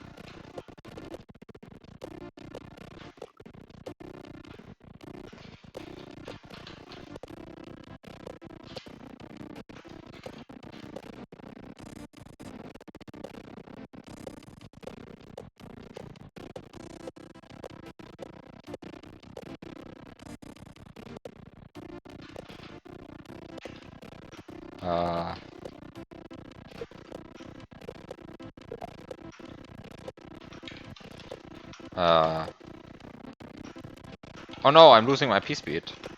Oh no, I'm losing my P meter. Horrible. Or my ability to build P meter anyway. I mean, I never had P meter in the first place, but like... Well, I feel like Can I... Probably completely pointless that I wanted that anyway, but... You know... Sometimes you just want to do... things. What am I doing here?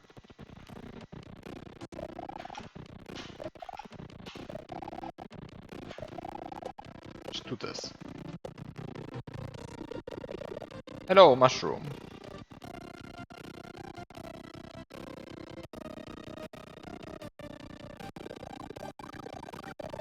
Uh...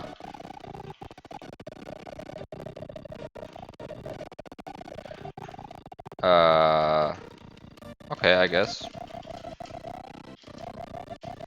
I guess that's how that works.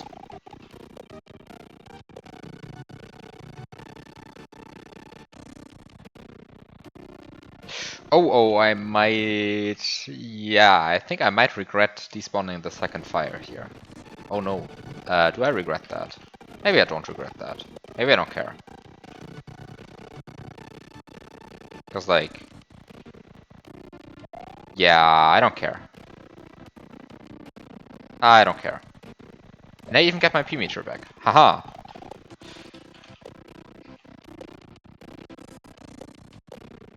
I don't care, maybe. Maybe I will still care in the future.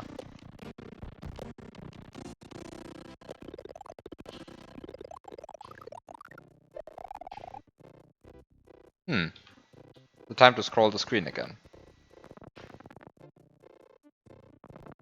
It's time to scroll the screen again. I probably want to scroll the screen again. Oh no, I see the problem.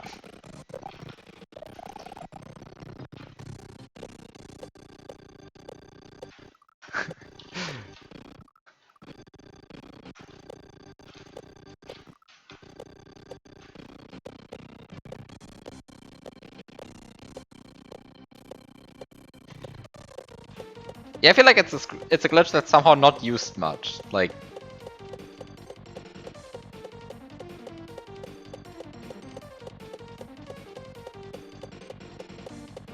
wait, what was that coin message trying to tell me? FFAT. Oh, it says understaffed, but in reverse. I see.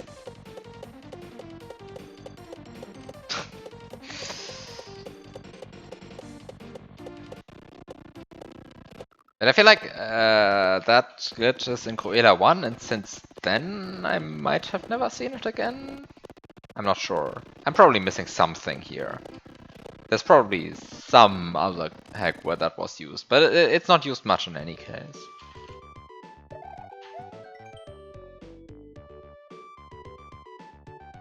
After a long, stressful day of work and solving complaints, in the end, nothing seemed to make anyone happy. What a shame.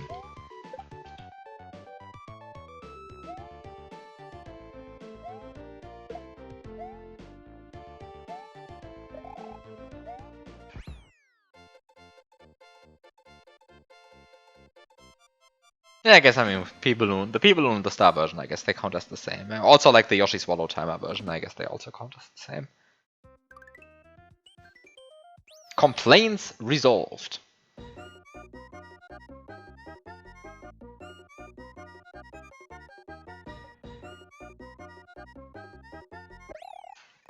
Is there anything... Oh. We get Undertale music.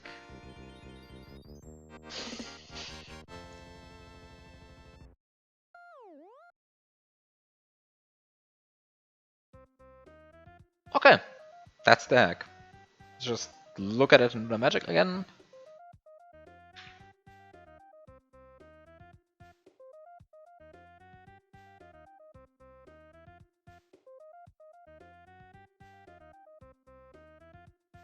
I was about to say, I didn't remember this part.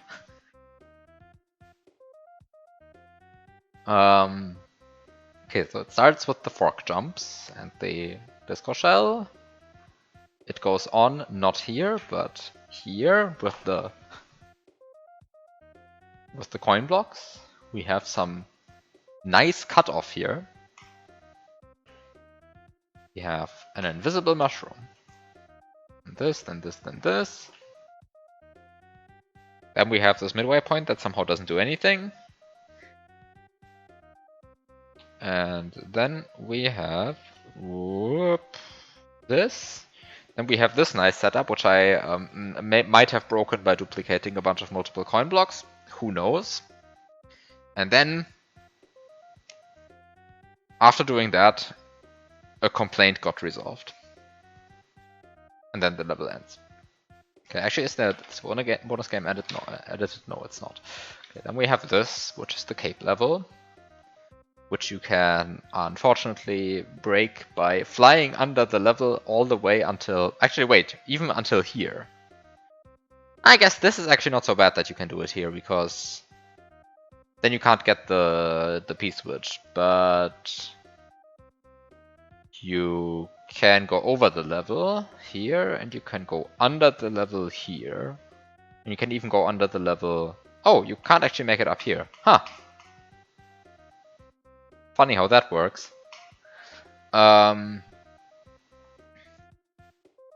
It's like I want to fly up here, but you can't actually fly up here.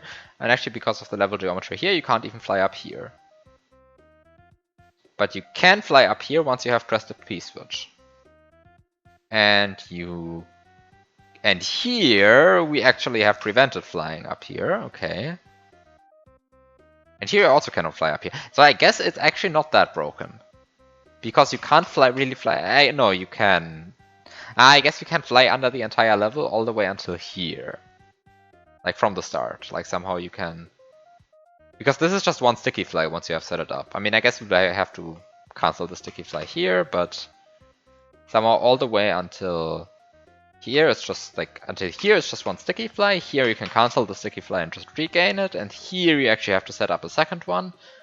And then you fly up here, and then you get your P-switch. And then you actually just play the rest of the level. But somehow it feels like there should be something here to prevent this. Like, I mean, it's not so hard to prevent this, right? Like, you just put something solid in here, and that already does the job. Because actually going up here doesn't help you. Because then you can't make it to here. I mean, through here. Can't make it through here. And if you can never go up past this, then you're also good. Except if you can like make it past up here. So I guess like putting some cement in here would also be needed. But then past this is actually prevented. I mean, what you can also do, of course, is just extend this one. But I've never really liked this solution because you can actually see it. Like, you actually see 1 pixel of cutoff. You can't get the P-switch from there. Oh, that's true. You can't get the P-switch from there. You're right. That's not actually an issue. So somehow just cutting, like just cutting off excess here would prevent almost everything.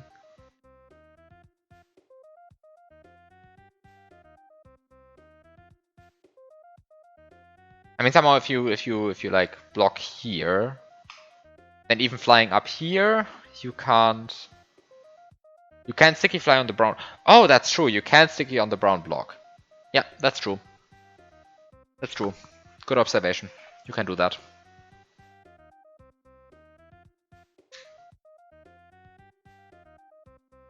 Okay, so somehow I think you just want to like just like cut off the excess here. But that's an easy fix as well. Yeah, I mean, just do this. Now you fixed it. Somehow. If the brown blocks just look like this, then this already fixes it. Everything.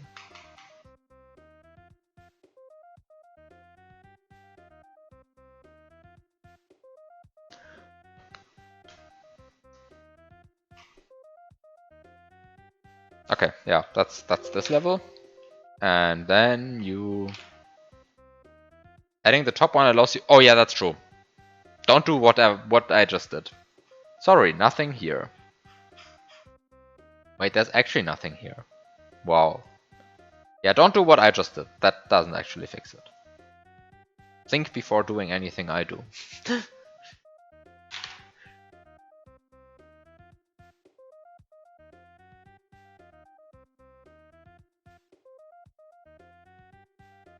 Why does Lunar Magic actually like wrap around the sprite graphics? That's just not how sprites work. Like, it's just not true. Like, why? Why? This is not how sprites work. Won't someone tell that to Fusoya? Like, this is...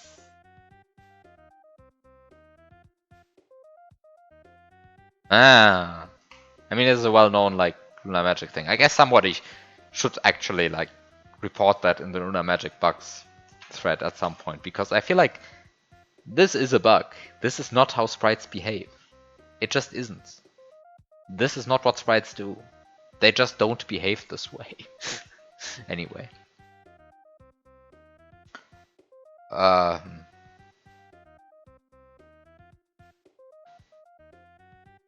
This was a very mean setup.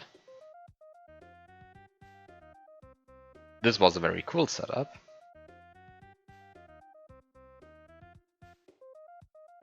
And this was very mean and also cool. And here I started scrolling the stars. And then a complaint got resolved. Actually, we also had a resolved complaint here, right? Complaint resolved. Okay. And then we have this level. Wait, did I even read this message? What did it say again?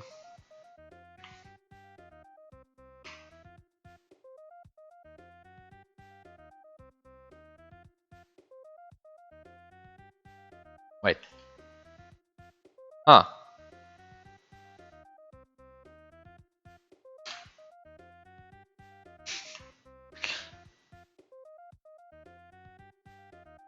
Oh wow, are all of these individually placed? Oh no! Oh no! I just realized. The horror. And individually placed munchers as well. Oh no.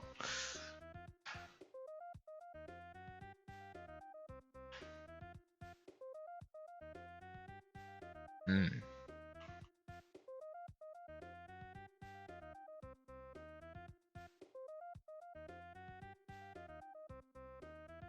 Yeah, it's not individually placed dirt levels, and it's especially not. Wait.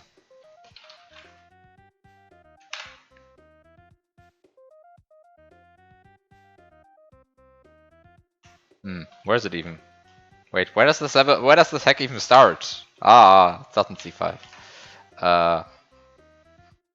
It's not at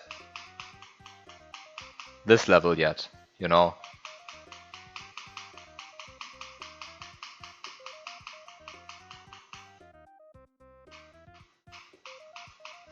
Oh no, they're stacked. This is even worse.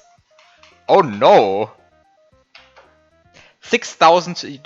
Can you? Does Lunar Magic display? Yeah, Lunar Magic displays this. 6,248 objects selected.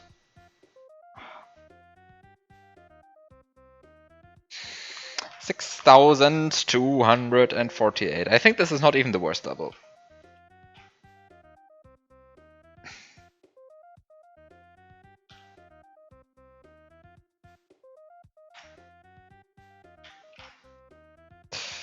How far can we go? 7,000? 6,000?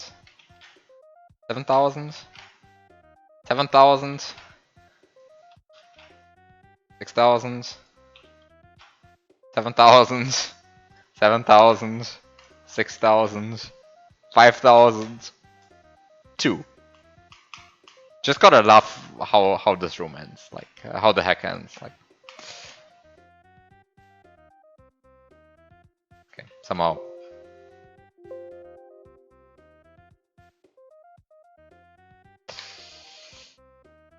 Yeah. Yeah. I mean, how many objects do you need? Let's test this using a real-world example. 265. Okay, maybe you don't want the hack to look like this. 793, 386, 637, 407, 595, 111. I feel like the end is off by a factor of 10 then. Somehow. Okay, maybe this is like not the... I feel like this is like already quite dense level layout. Like somehow... I don't know. Let's check Armageddon for comparison. 239. I guess those are like easy rooms though for like object count. 263. 300. 128. 323. There's still like 882.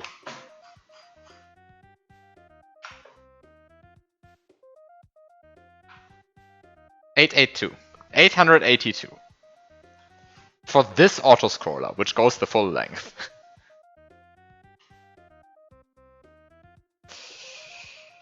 And I kind of feel like 6,000 objects is kind of overkill, if you ask me. What is this one here? This one? 634. Okay, 1,326. Here we go. This might be the biggest one. But like it's also like individual brick tiles at this point. Like somehow it's a long room where we have individual brick tiles. But it's 1,326. I think this is roughly where Armageddon peaks then though. In terms of like object count. Like there's nothing else here. Yeah. So yeah, my claim is that somehow 6,000 is a bit much. You kind of don't need it. Like even if your hack uses like custom blocks like this, somehow this is 6,000 objects, but I feel like most of them come from like this.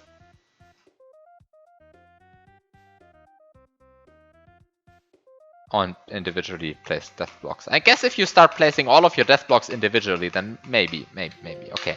Anyway, enough shitting on optimization levels of other hacks.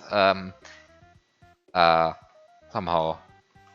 But I mean, I just have opinions on like individually placed munchers. It's just loading time. And somebody had to place all of these munchers as well. Anyway.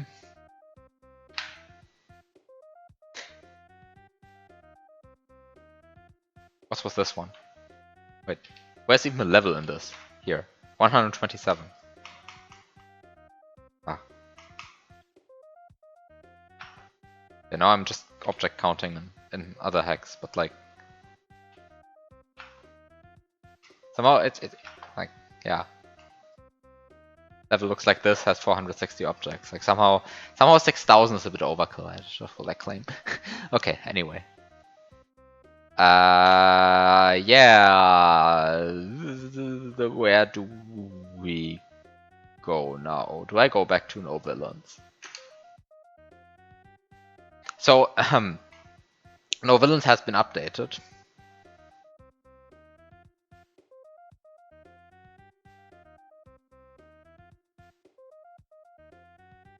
One FE.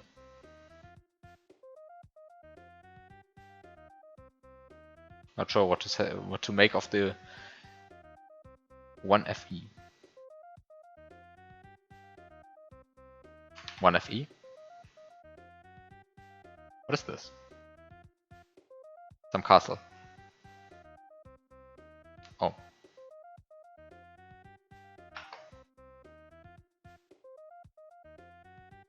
$768 objects.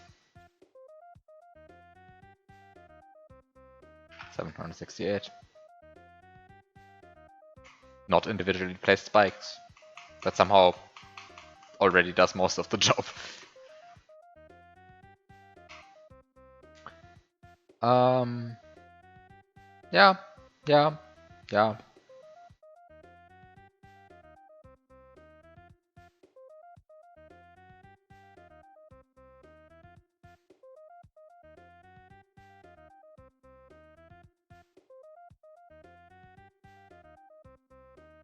But I mean, the spike ceiling is still fine, right? Like, I mean, somehow they used the map 16 tile, and here you used like 16 blocks at a time. Like, that's like optimization levels. That's fine.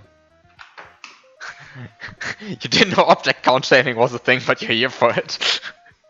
Yeah, I mean, like somehow, like going above 1,000 is like rarely necessary, and going above 2,000 means that you're probably doing something wrong.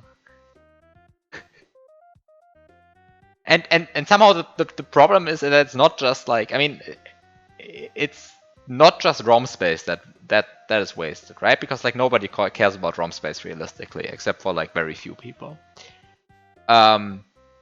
It's somehow the real problem is somehow that it's load time. And yes, I will notice that load time, and yes, I will call you out on it somehow.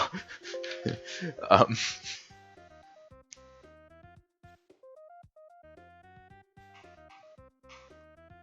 but that's the reason why I care, not because of like, yeah, it looks unoptimized in Lunar Magic. Like, who cares about that? Yeah, right. Like, that's not the problem.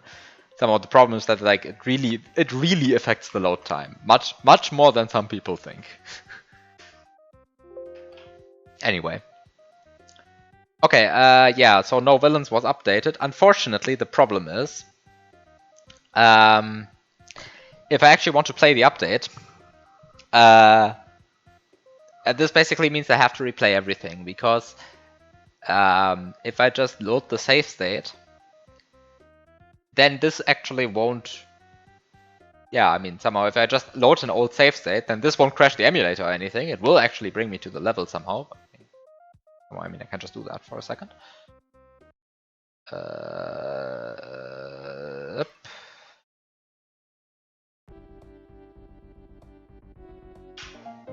Can do this. But then nobody told the sound chip that the code got updated, and so the sound chip still retains all of the old code, because the sound chip is not reading from ROM or anything. It got fed a bunch of code at some point from ROM, and that's still the old code in the save state. So somehow, yeah. Now, of course, you could say just reset.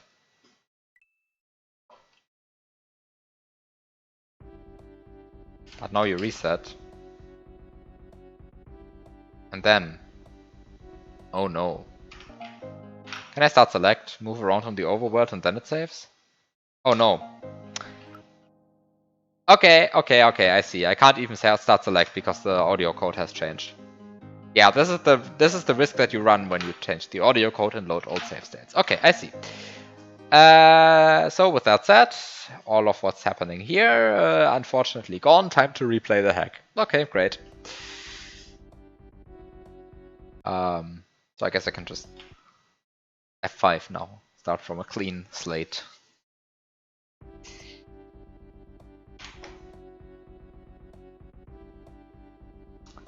Okay, too bad. I have to replay everything, but I actually want to check out the new audio code and then not complain about it.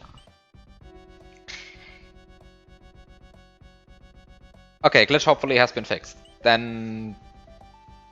yeah. Then I'll just verify that, and then that's fine. So... good luck with mowing the lawn, and yeah. See you around.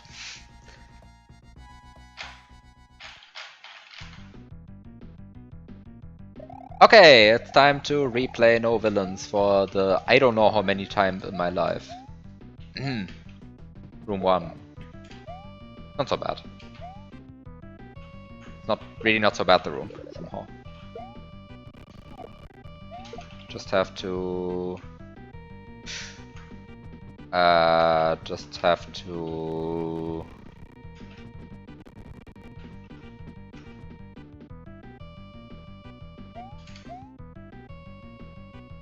did not... Break the Yoshi egg. Oh no, that's bad.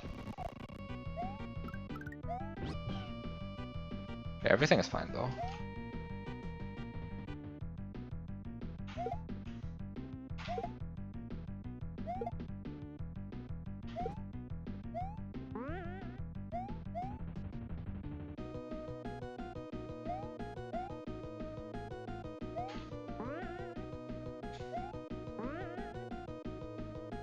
Wait, do you actually need to duplicate this P-switch at some point?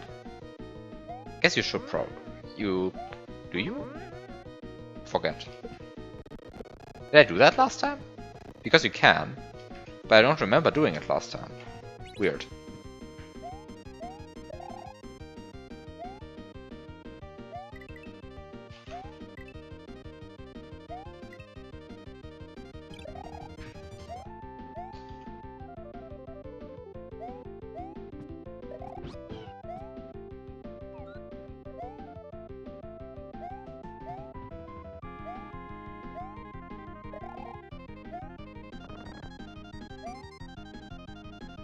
Oh. Okay, you actually need the P-switch here already. Okay, great. So I guess I did it last time and I just forgot about it. Beautiful.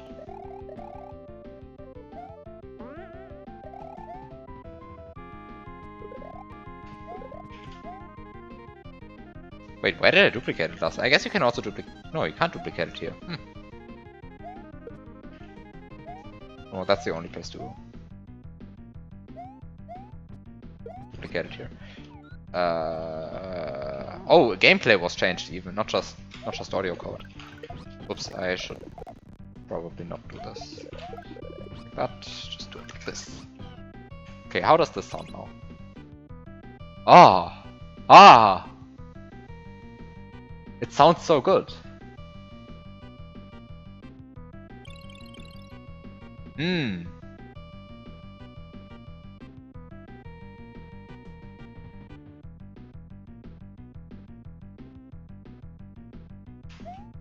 And Yoshi has an actual tongue. Oh, this is so beautiful.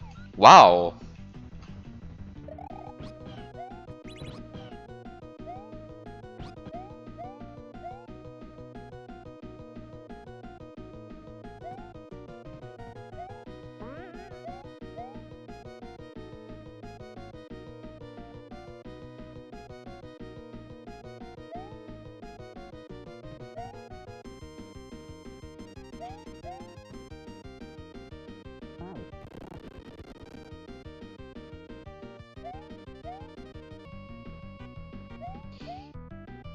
Okay. Do the things properly then. Duplicate the P-switch. Sit on the Yoshi. Don't collect this coin. Actually, it's having the. I think having the Yoshi there is a bad idea. Also, pressing the P-switch there is a bad idea. I should maybe like actually focus on the hack.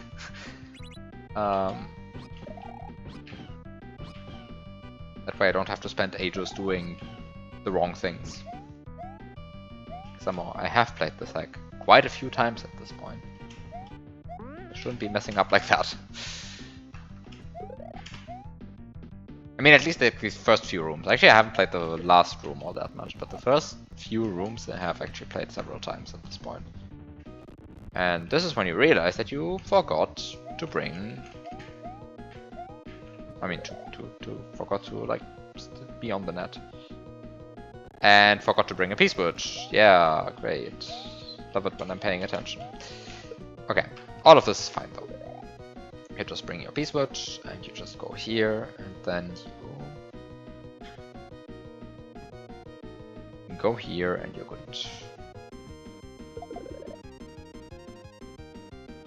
And then you get your cape.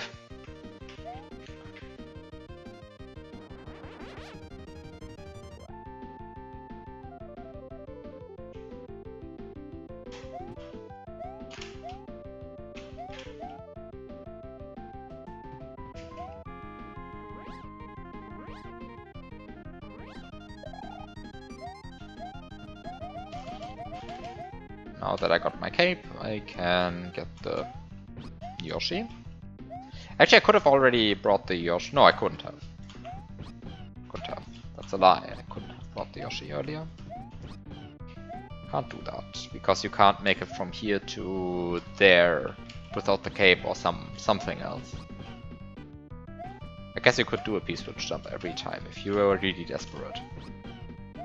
But why would you be so desperate? Wow, can I please, like, stop messing this one up? Like, hello?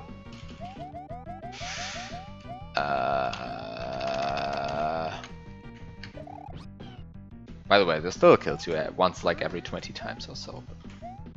Nothing you can do about that.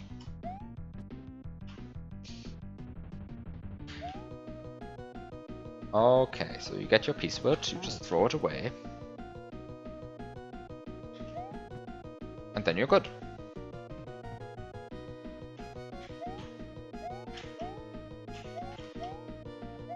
And then you make a duck jump onto the net, you do this trick again. You get your P-switch. And then you realize that you should probably do a duck fly up here, and then you're good. Okay.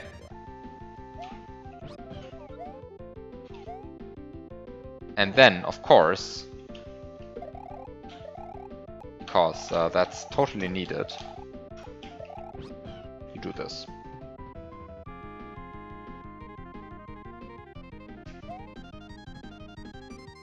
Okay.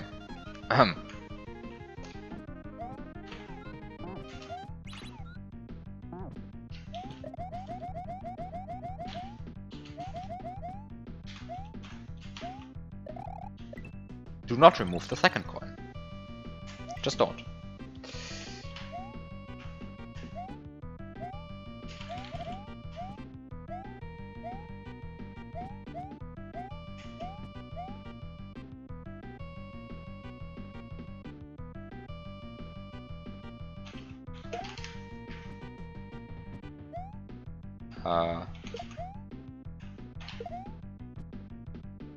Okay, just pause. Wait, this...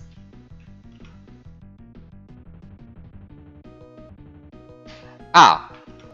Oh wow, is this the intended way? This is such a cool mechanic though. I love this mechanic. This is so cool.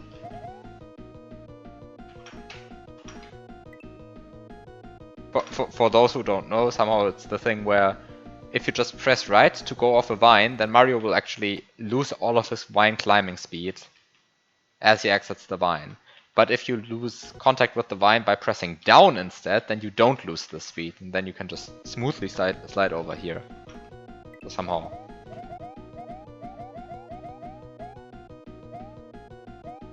That's somehow a very niche mechanic that is useful here. Very cool.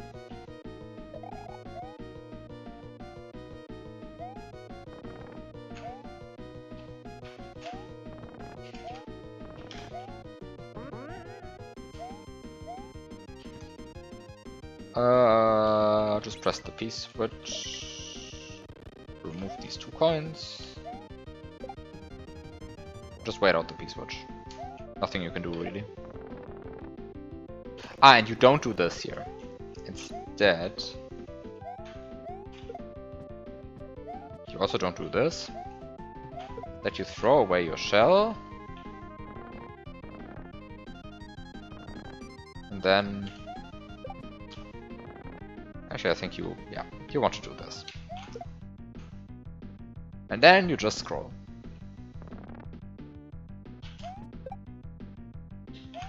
Throw away your shell. Scroll. And now all of the red slots are filled. Hooray! So the Yoshi doesn't spawn. And now that the Yoshi doesn't spawn, I can now scroll the screen. And... Wait! That's rude. That's rude. Wow. Rude.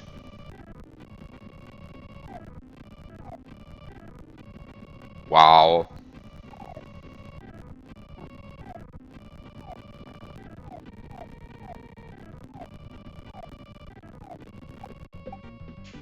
Hajiki being rude.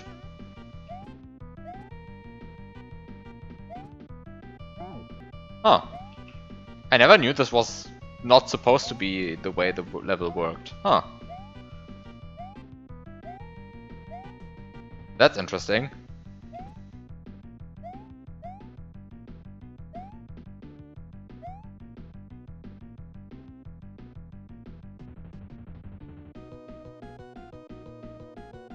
Wait, how do I get the Yoshi out then?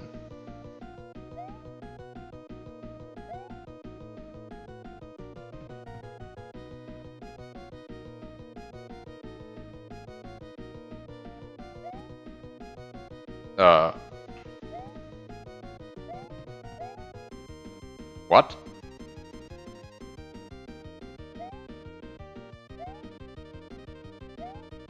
Huh.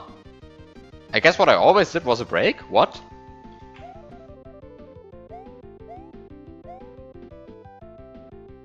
Huh.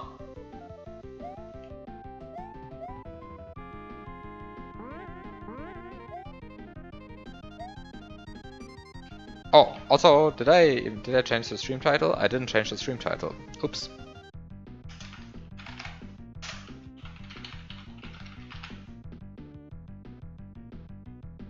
Changing your stream title, very important.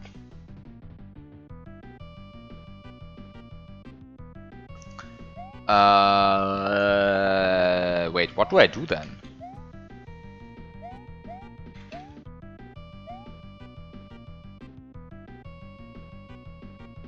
Oh. Also, be right back.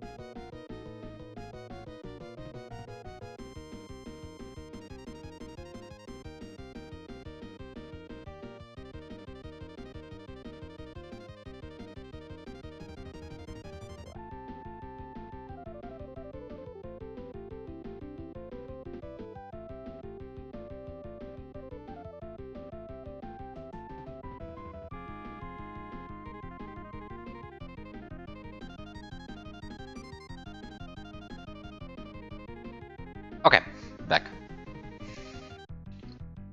Okay, so somehow, something I've been doing in this level, always, was just getting this baby Yoshi, and now I actually have to think about how to get this baby Yoshi. Because actually both strats that I used to have are now impossible. Right? Strat 1 was like somehow what I did last time, which is scroll the screen like this, don't hit this block, and just walk over here and grab it, because these blocks used to be not here. And then the second strat, which was hit the block first, but then jump into here and then jump out. But now there are these blocks, and they also didn't used to be here at some point. So now I am in the situation where I actually have to think. Oh no.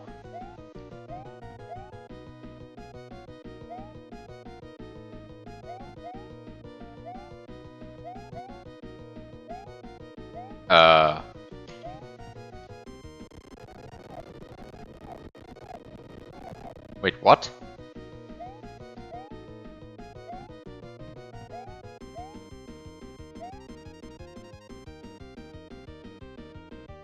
What?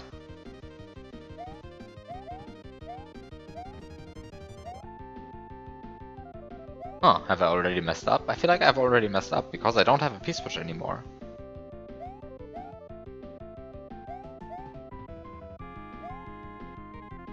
Wait, wasn't there a way to get several P-switches? No. It's a P-switch from a block, so it doesn't like... You can't like duplicate it anyway, except if you duplicate the block. But you can't duplicate the block because you don't have anything to hit the block with, because, I mean... I can't spawn the baby Yoshi yet, and I can't use the shell, so somehow I only have one P-switch, but I need to use the P-switch for getting access to the Koopa, and then I actually have to wait for the... What?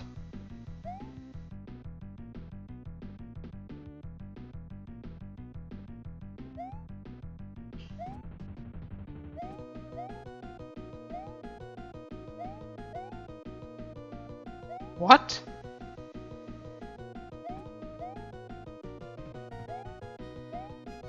And even if I would be using the coin snake to put a coin at where the Yoshi is currently spawning, I can't actually do that because the Yoshi would just eat the coin snake.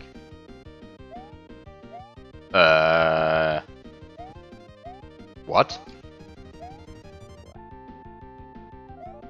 This seems bad.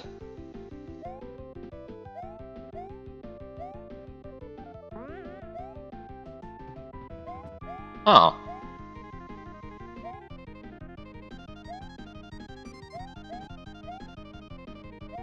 This is still a coin snake, right? This hasn't changed. Yeah, this looks like a coin snake to me.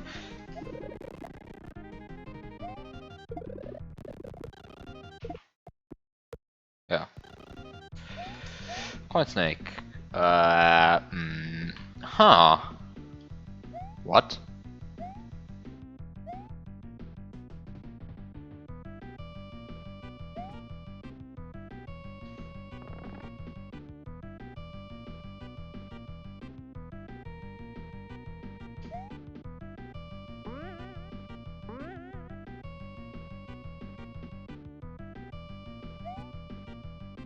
I mean, even if this was an adult Yoshi, then I would still be screwed.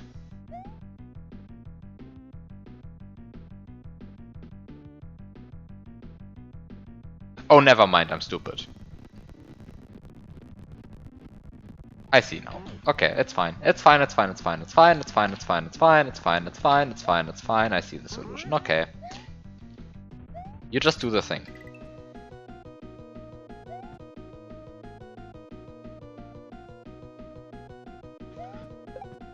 It's fine.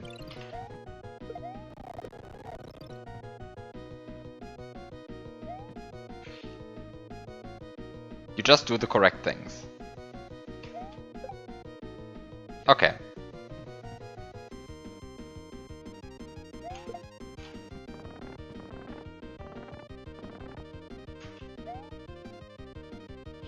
That's actually an obstacle that I've always skipped. Very cool. Wait, did this just happen? Did you see that?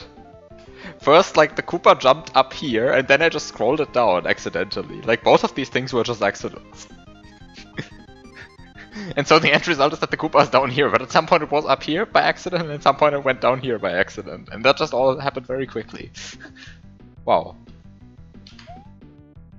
Funny how that worked out. Okay. Okay, so...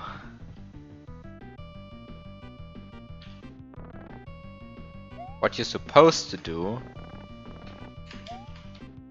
is keep this spawning area on screen. Duplicate this block upwards. Why is there a spike there? Magic key, come on. This is rude. I mean, I know I didn't hit it, but wow, that's rude.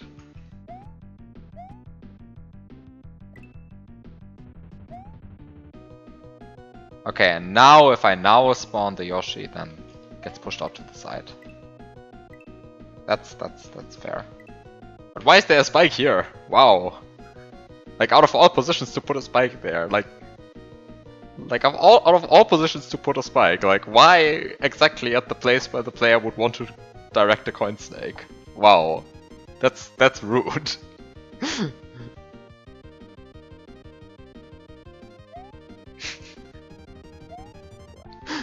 Wow.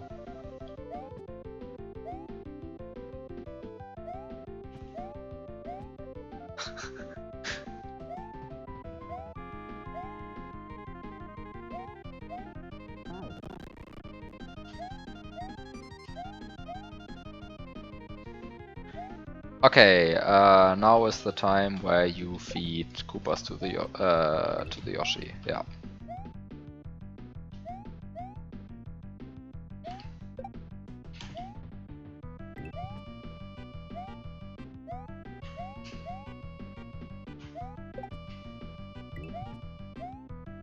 Do I want to feed? How many do I want to feed? All 5, I think. Oh fuck! I removed the coin too much.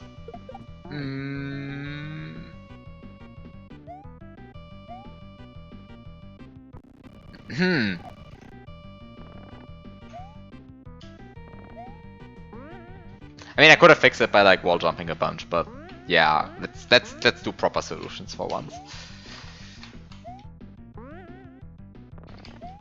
I actually paid attention to that on my first attempt, but then on my second I kind of didn't. Too bad, too bad. Do some stuff again. I just like leave this coin, then everything is fine.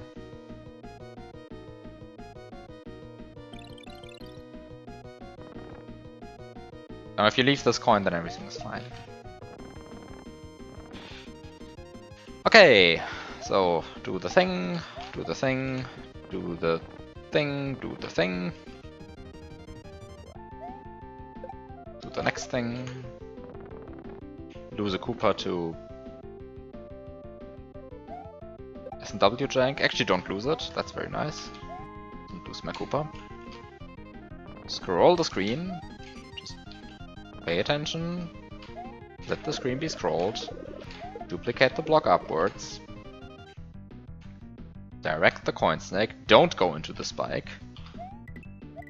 And hit the block. Now spawn the Yoshi. The Yoshi will be pushed out to the side. Honestly, cool setup. And I kind of just missed it.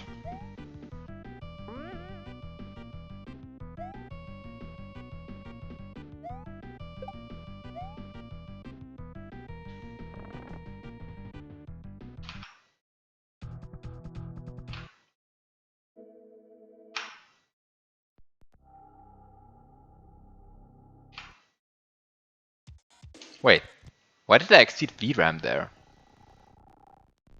V blank there. What? There was a V blank here. Why does it exceed V blank? This is weird. What is happening during V blank here?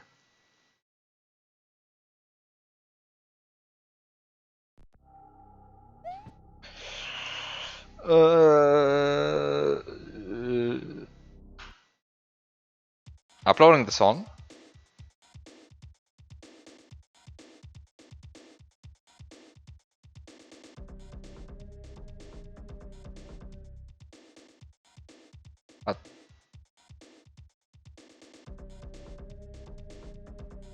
I don't think that happens during V blank.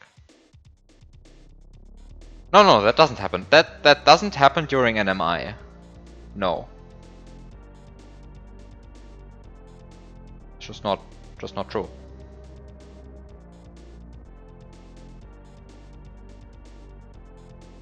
I mean, somehow the entire lag spike you see here is just uploading the song, right? So somehow...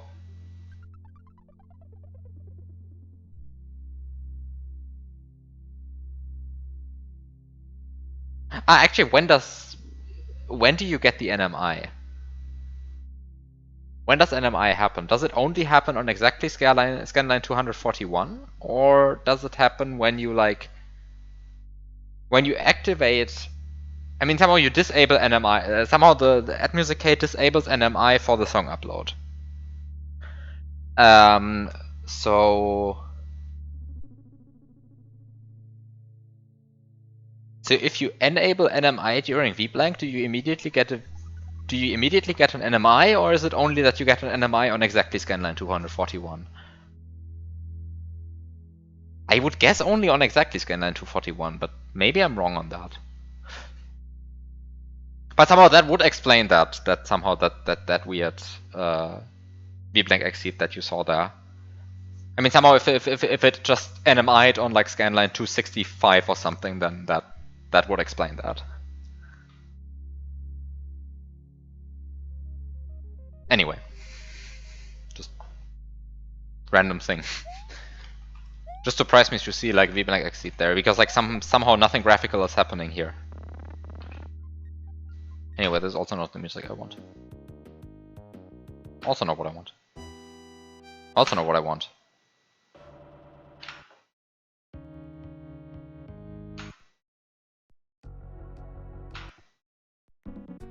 This is what I want. Yes!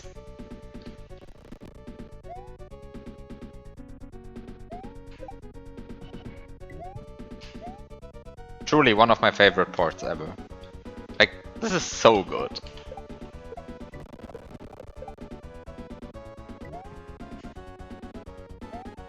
Is this even on SNW Central, this one? I feel like I had quite some trouble tracking it down at some point. Is it? Okay. It is. Okay, that's good. Has it always been? Maybe my trouble with tracking it down was just that it's somehow an awkward song. But I remember having some trouble tracking it down when I tried to find it for Coela at the time. Because I mean, this is used in Coela as well, right? Like, this is... Wait, let me just fact check myself here. Because maybe I was just stupid when trying to track it down, but maybe there was an actual reason.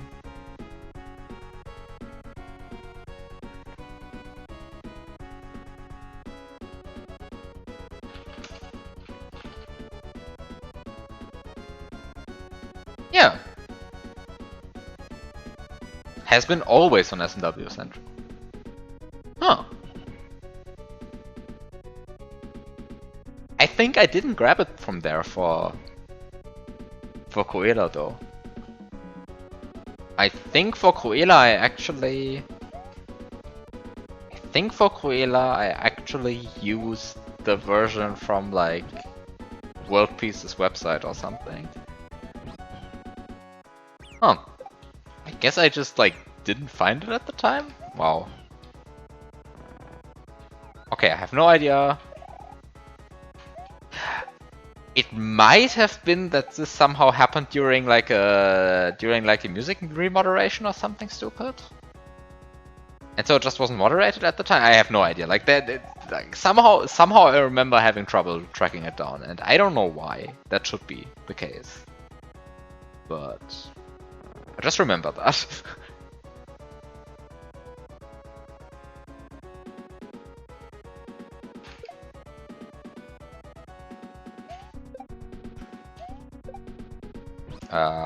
You should probably scroll like this.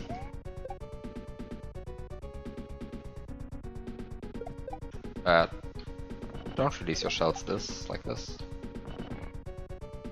Okay, so you get your blue Cooper. And then everything is fine, right? You just throw your shell here. And then you want to keep the blue shell, throw away the red shell. That's somehow what you want to do. And get rid of the Yoshi.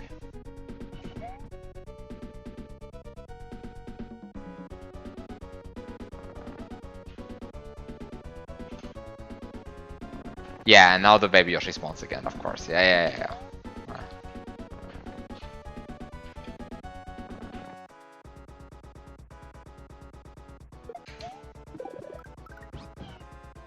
But as soon as the Yoshi has spawned, you can in fact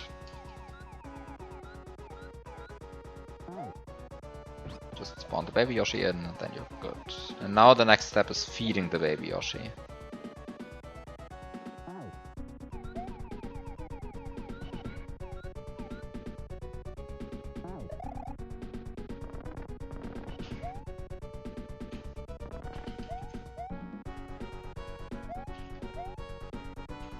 Oh, don't eat the blue shell. Out of all things you can eat, just don't eat that one. Just do this. Oh, don't do this! Oh no, don't do this. This is bad. Don't do this. Do this, and then this. Then you have eaten 4 things, and then you're good. And now it is time for some extreme Rumgedümpel. Are you fucking kidding me?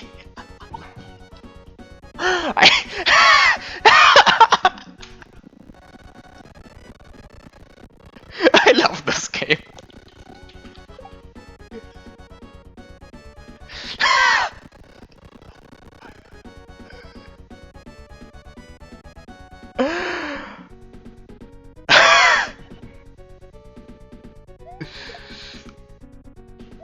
Normally I would say that goes on the list of ideas that I want to use, but actually that already is on there because it has happened previously to me while playing this. Still.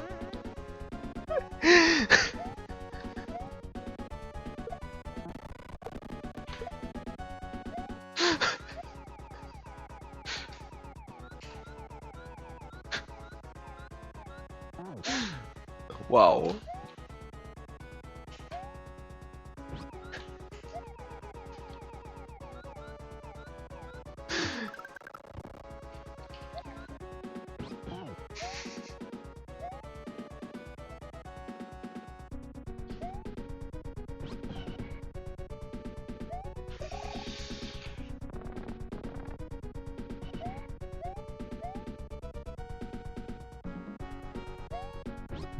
Okay, so the currently, I don't know why I needed to feed it to check that I literally see the sprite slots.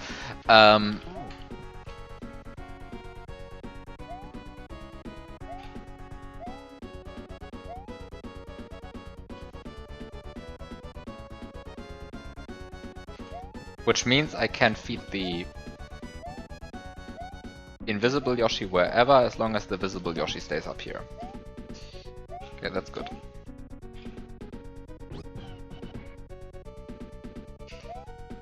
And now I sit on the invisible one.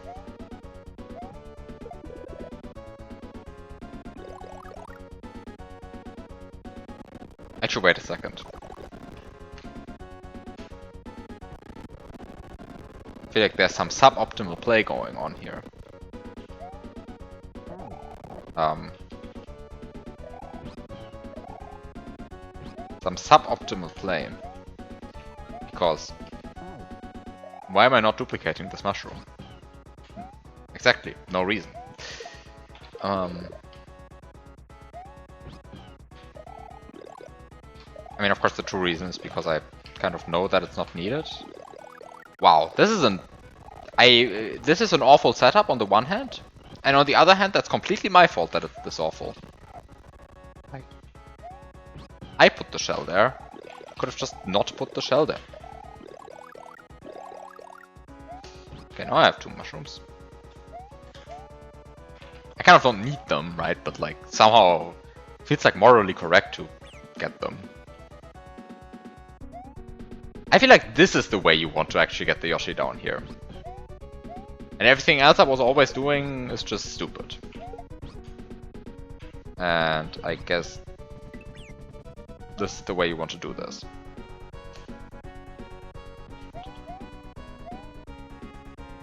And this is the pointless Koopa. And somehow what you...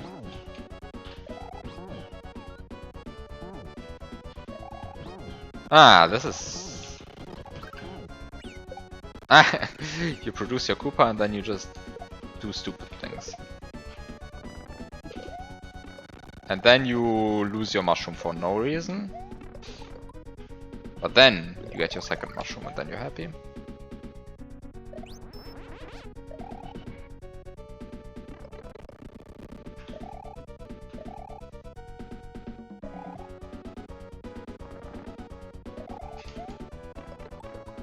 Yeah, just having the mushroom here is bad because there's a small door, yeah. Okay.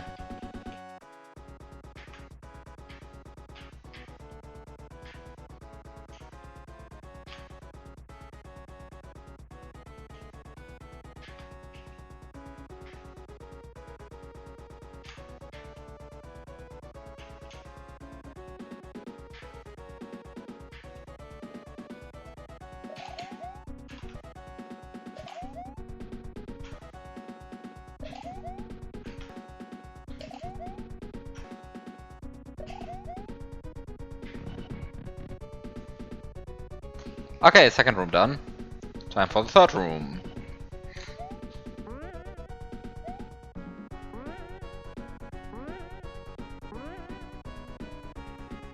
Wait, things have changed here as well. In particular, the piece which is no longer in slot 9. Wait, what is this about?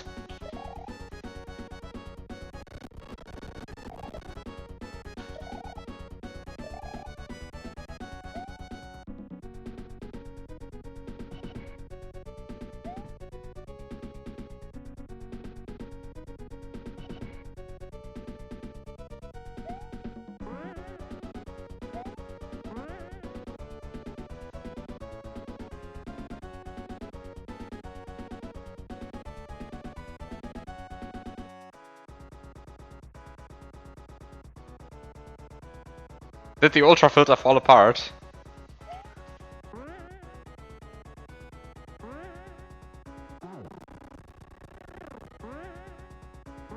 Wait, what?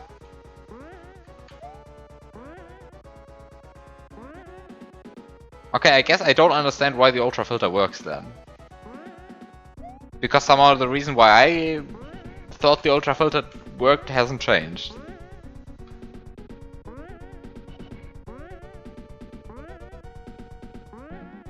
Huh.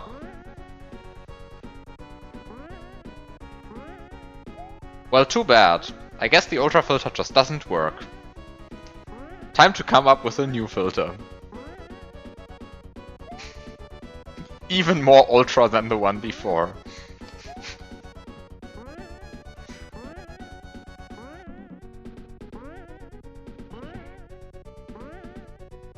Or just remove all springboards from your hack. They're evil.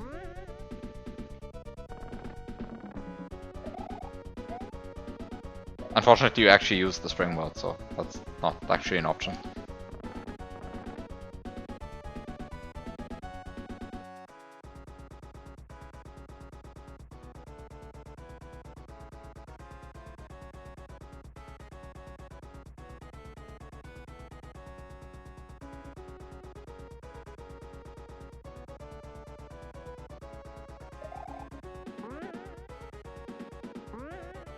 I feel like there must still be a way to force that though. Even if you... I don't know. I mean, the problem is like springboards are just too versatile.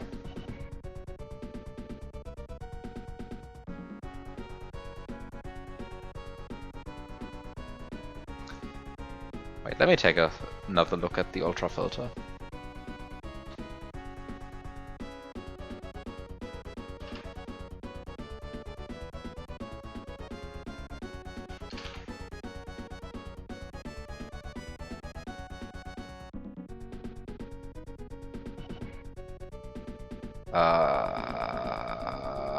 Ultra filter. How do you work?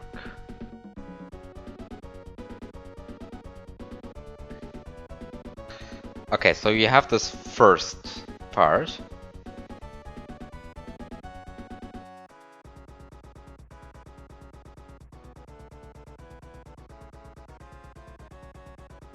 Which prevents you from bringing any item that is not a springboard, somehow. Then you have this part, which makes it a one-way. Or a one-way and a one-use. One-use is the more important part.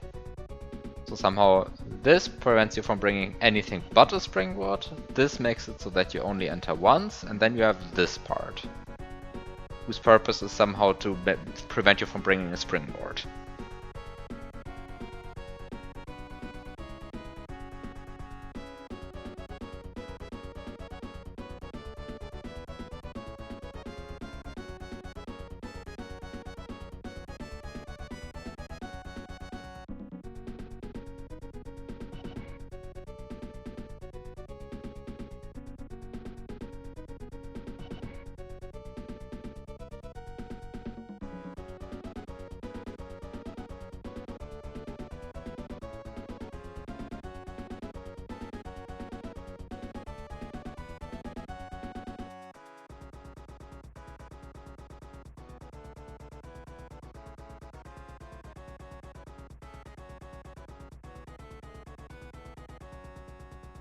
Hmm.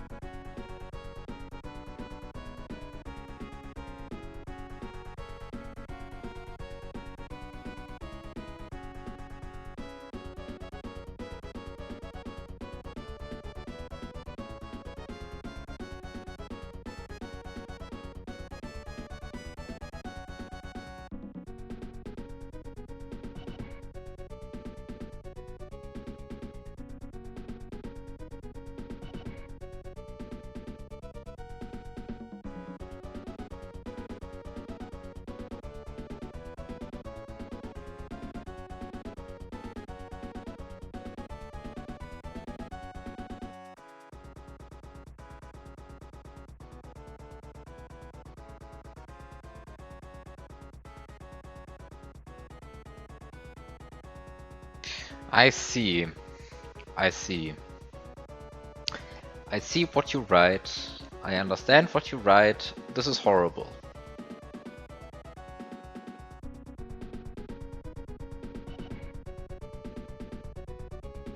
Hmm.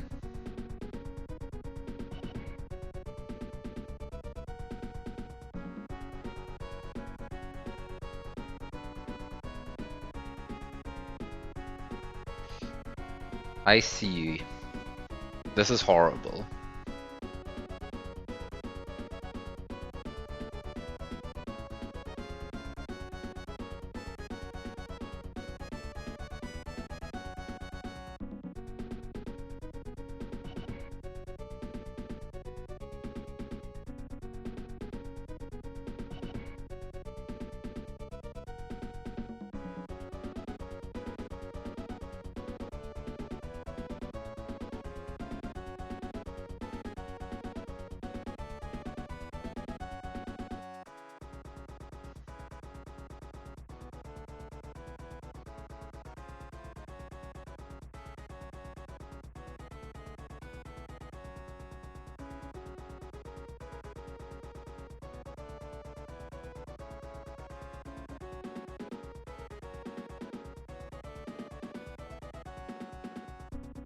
Yeah, somehow it's hard to filter out a springboard, yes.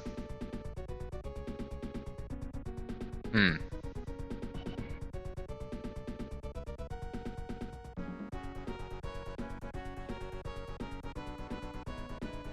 That's terrible.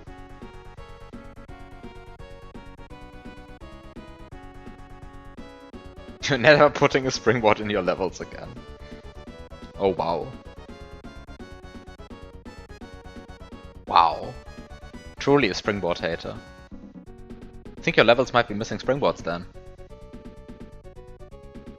Which makes them...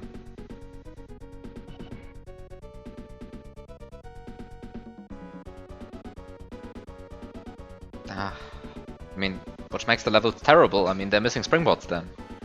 Somehow, if you're missing a springboard, then are you really making a glitch puzzle? This is horrible.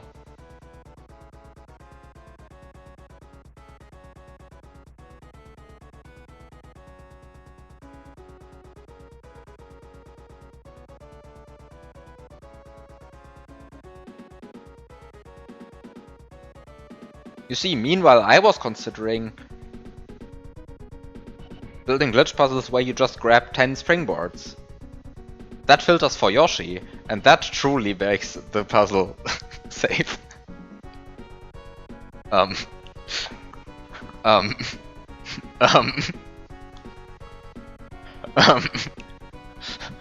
Okay, maybe that's not the best idea, but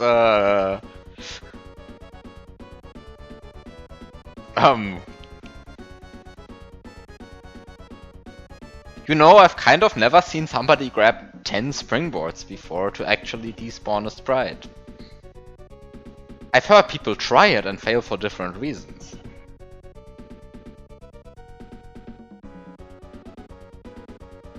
But yeah, I see. Yeah, I don't know how to fix this.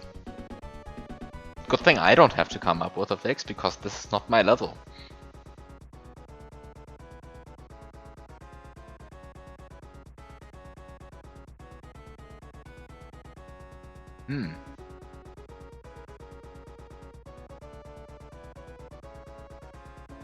Well, actually, I also want to think about this for a bit.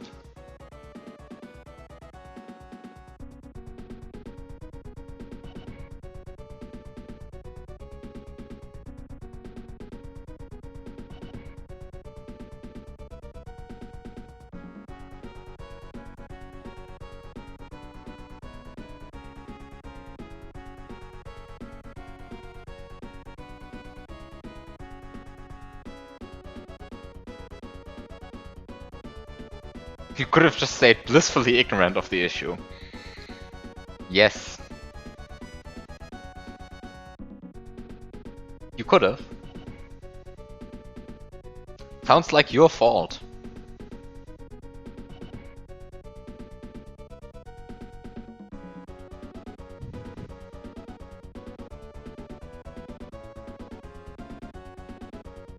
Biop's fault. Yeah, it's a hack where you have 64 filters for springboards, but none of them work.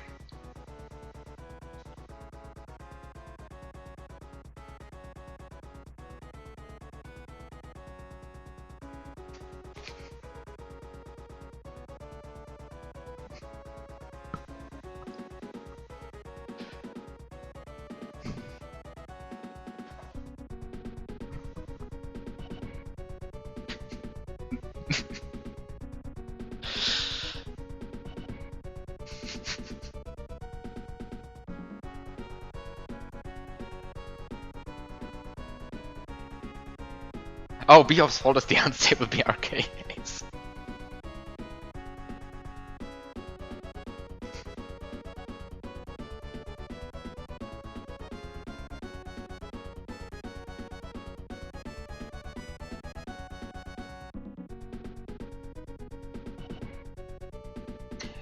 By the way, I'm not sure if I ever told the story, but I finally figured out why my emulator sometimes crashes on these unstable semi-ace setups.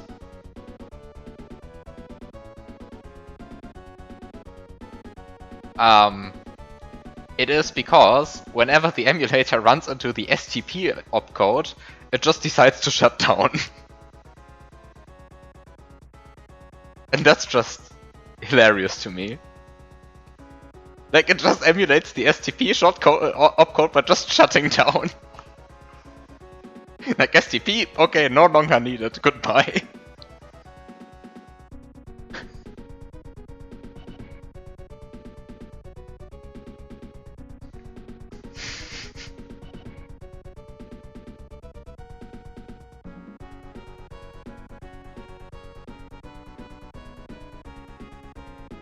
I mean, it's not so clear. I mean, what does it mean it doesn't crash? I mean, yeah, okay, I guess. It doesn't crash in the sense it doesn't do anything unpredictable. It just shuts down. The window just closes. End of story. STP, goodbye.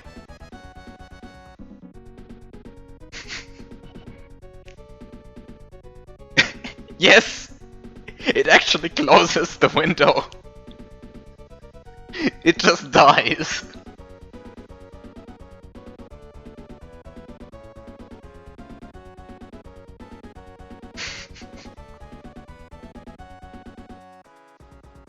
Like, this is my favorite implementation of the STP opcode. Like, just goodbye. Processor shutting down. I guess you don't need to emulate anymore. Okay, yeah, that's a fact about BizHawk 1. Yeah, that's a fact about BizHawk 1. I'm not sure why that was implemented that way, but it sure was.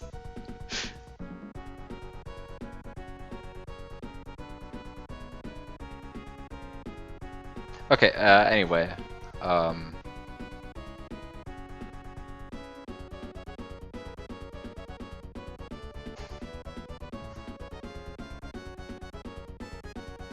If this NES encounters the SCP opcode everyone knows, just shuts down and disappears from existence.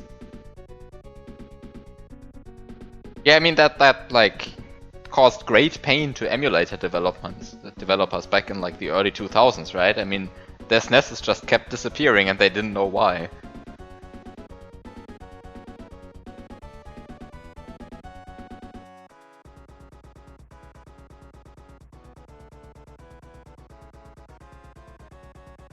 Like they ran their test ROMs and like suddenly like a SNES just went out of existence.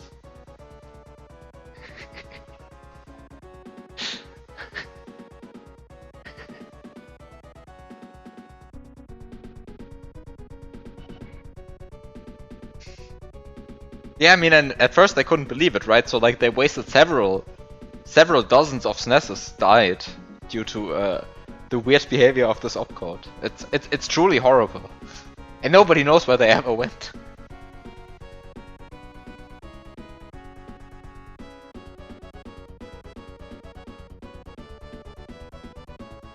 This one doesn't double grab a throw block tile. This is a concerning message. This is a truly concerning message.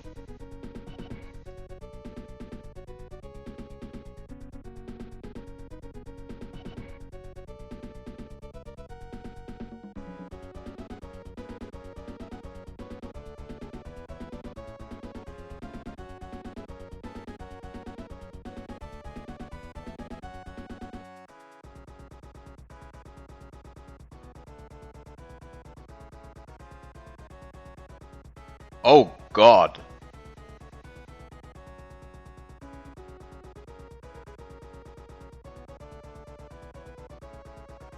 This is terrible.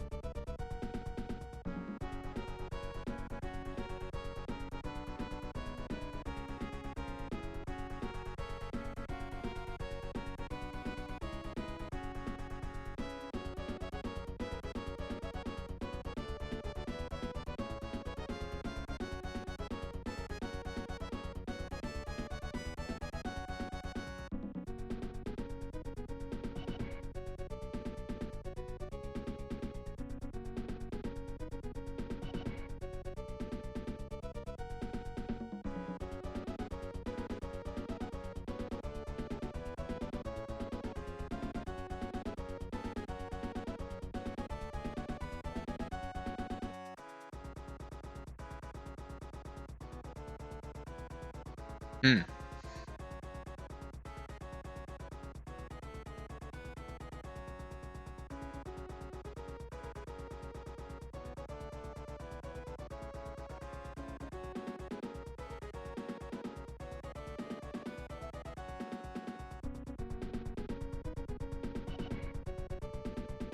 Yeah, I think the basic lesson from this is the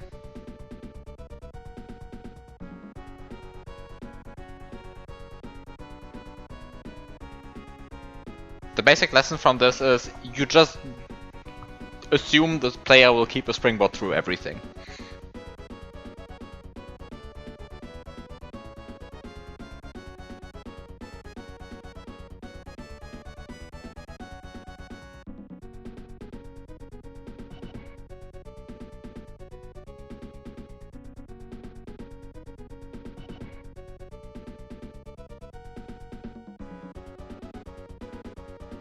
Okay. Back to no villains. Oh wait, this used to look differently, right? Like, I mean, sorry, this is the wrong level.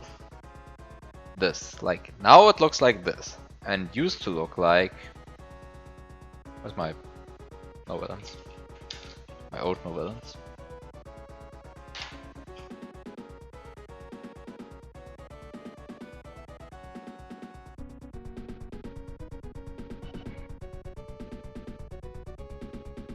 Wait.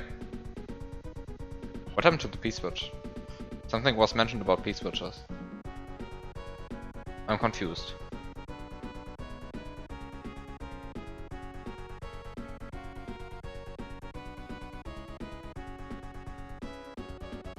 Wait, the message was...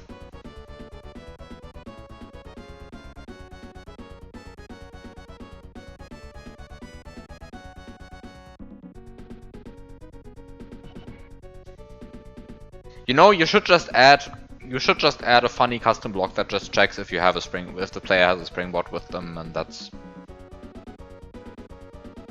Oh yeah, the achievement challenge. You get an extra star for not breaking the ultra filter.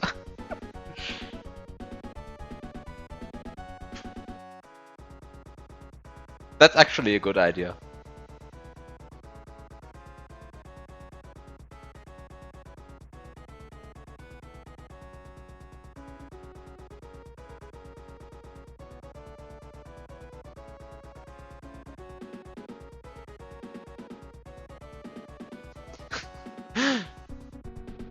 Yeah, just take every break that's known and just somehow try to detect it using ASM and just like...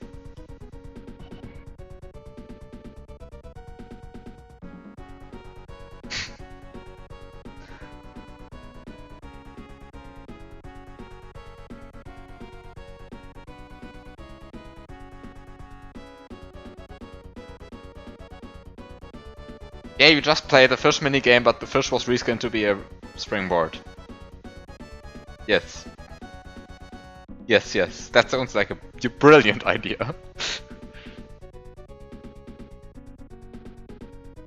Okay, I have no idea what Magicy meant when saying things about P-switches. Oh no, actually I think I do see it. Oops. I do. No, I don't see it. I don't see it. This is how it used to look. How it looks now.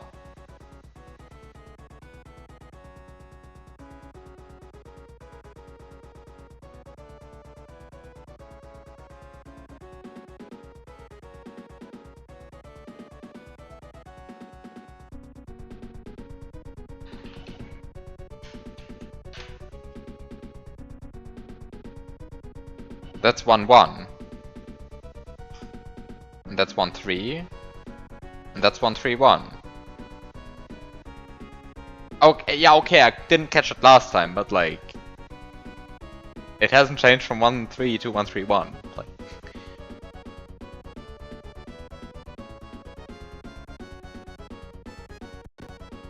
But okay.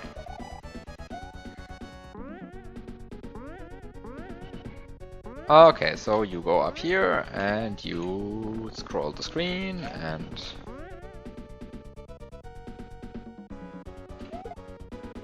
You...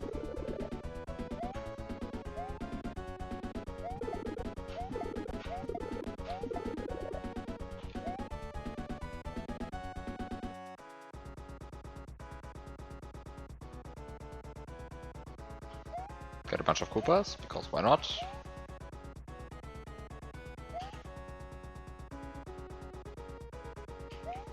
And then you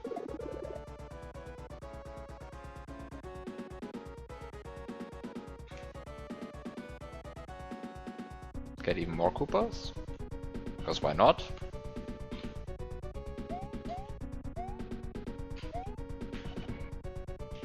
And then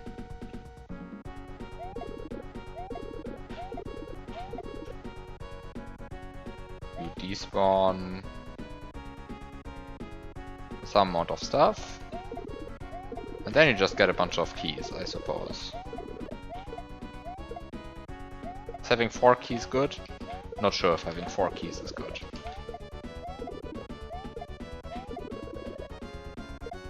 I like having 4 keys. So I'm just going to pretend that that's very good, having 4 keys.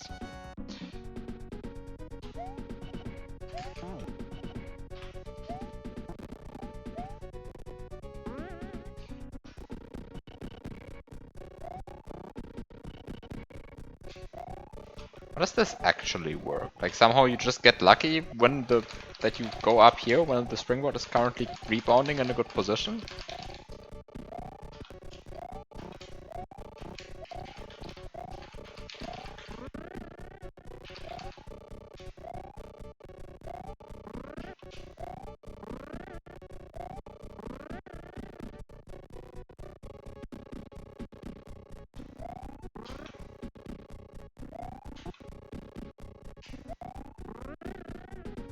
Okay, how does this play at full speed?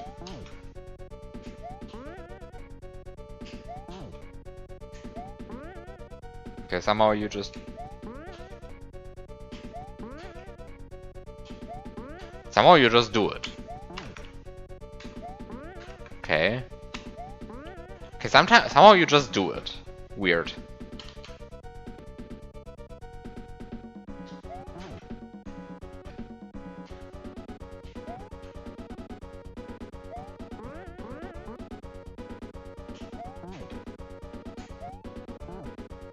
Okay, but sometimes you also just don't make it. Somehow it's really dependent on where you start from. Okay, I see. So you don't just make it, or you come up with a pixel perfect setup somehow. Yeah.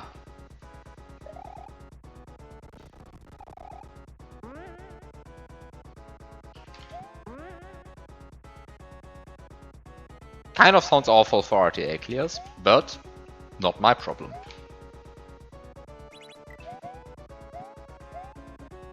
Just not my problem.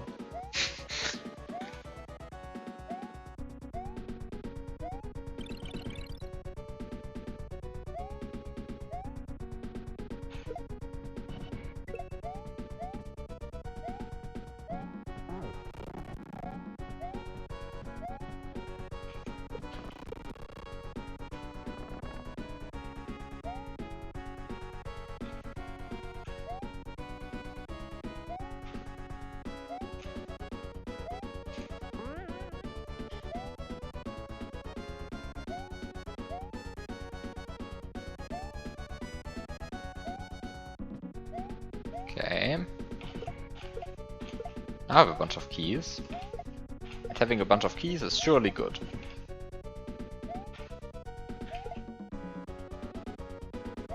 I like having keys.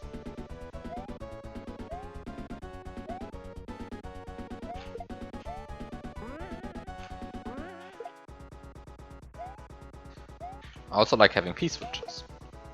Maybe I don't like having P-switches. I mean, I do like having P-switches. Yeah.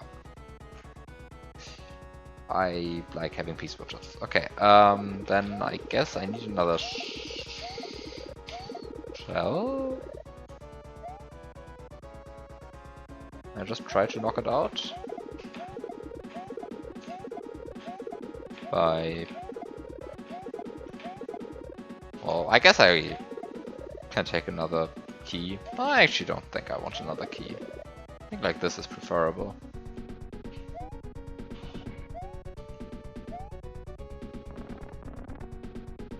Okay, and then this guy jumps out and gives me another Koopa.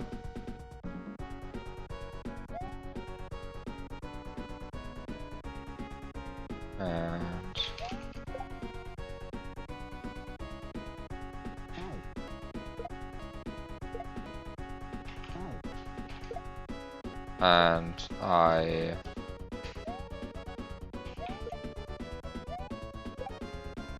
really just placed the Koopa in the wrong position. I kind of just should have placed the Koopa in a better position here.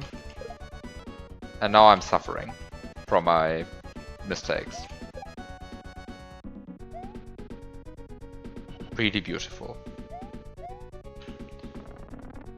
But at some point I will fix this. At some point this will be fixed.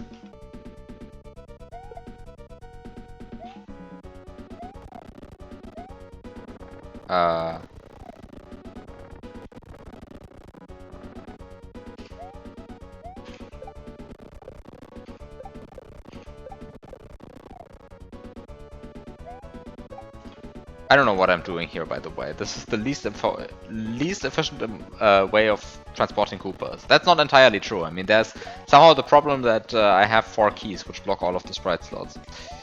And that's truly a bit annoying. So I can't just spawn my...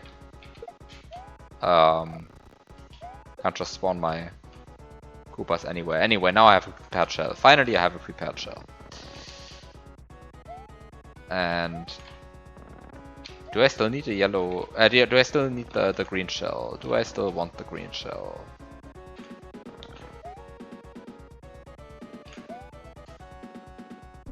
Do I still want the green shell? That's not so clear to me.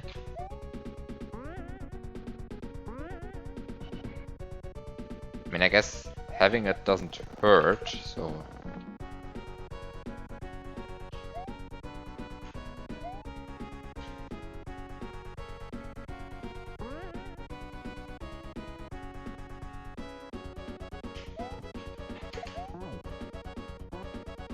this should give me the... yeah, this gives me the weird disco. Exactly.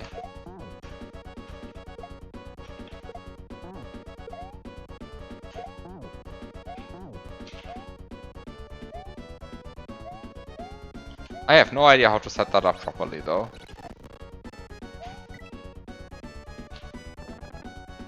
Okay, and I activate the multi-coin block and then I'm good. And now I get...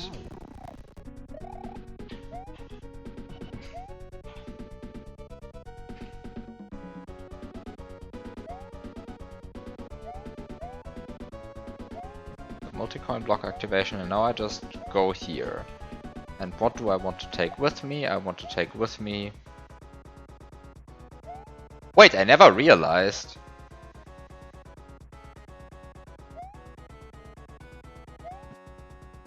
Wait, I never realized this. But the weird shell in sprite state 164 is permanent. And I mean, it makes sense that it is permanent, but... oh wow.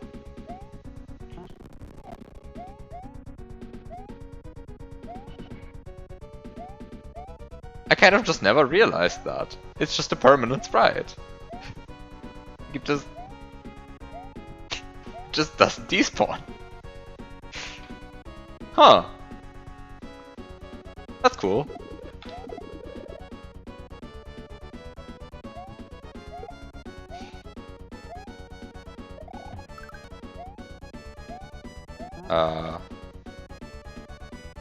Yeah, I kind of don't want the Koopa in there.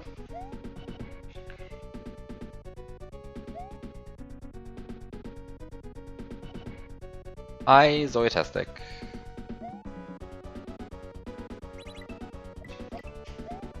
So what do I do here? I just get rid of my key.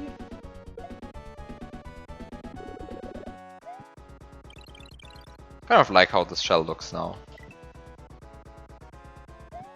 Okay, and what I do now, I give it speed in this direction for good measure, and then I just throw it. And then there is the piece which stuck in the wall, but you just ignore it and you just enter the door. Like, you just enter the door.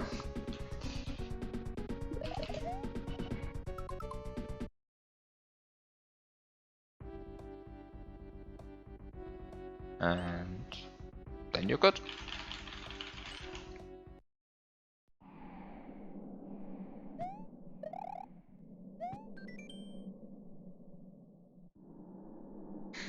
Why does the state of the sprite matter when it's permanent or not? Because the code responsible for despawning sprites is just part of sprite code, and so if sprite code runs in a weird way, then it just never checks for the never does the despawning check. So yeah.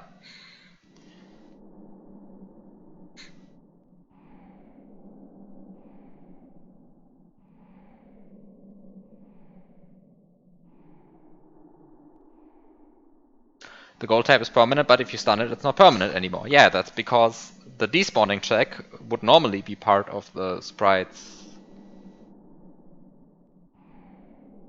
Wait, yeah, okay.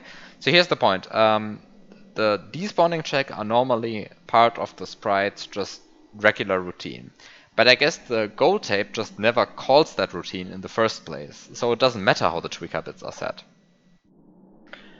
Right, because somehow most sprites call that routine because... I guess because they would despawn off the bottom of the level. But the gold tape doesn't even despawn off the bottom of the level. It just doesn't despawn. So it just never calls the should I despawn routine in the first place. And so it really doesn't matter whether the tweaker bit is set or not. And so I guess the tweaker bit is just not set. Like if you check that, what kind of... is the tweaker bit even set? Like probably not. And that's why in the stun state, which is normally used by like shells and p-switches, there it does check the tweaker bit. Because somehow the stun state, like, the stun state just doesn't have any sprite specific code somehow. Right? In the stun state, all sprites act equally, like shells. And then there's some amount of like small special checks. But really, all sprites are the same in the stun state. Like they all start at the same code part. Is there a setup for kicking items through a wall? That's the question. Just wanted to check the tweaker bit. What does the tweaker bit say? The tweaker bit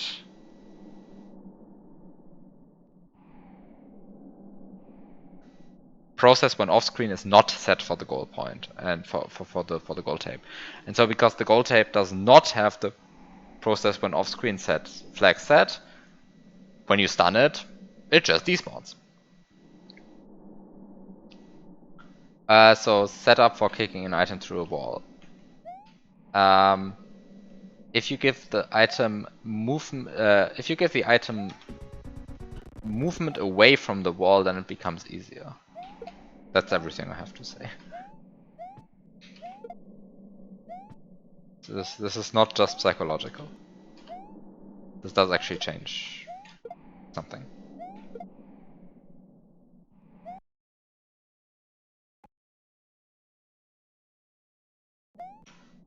I think that's true. That's not just psychological. Like somehow if you see what's happening here... Okay, maybe you don't see it. Okay, maybe it is just psychological. Maybe I'm lying. Who knows? I think that's more. I think that's actually true though.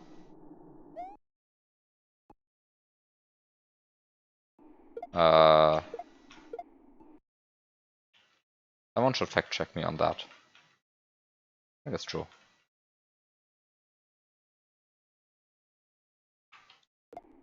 But to explain why it's true, you would somehow have to go into the actual order of operations of what happens when Mario releases an item.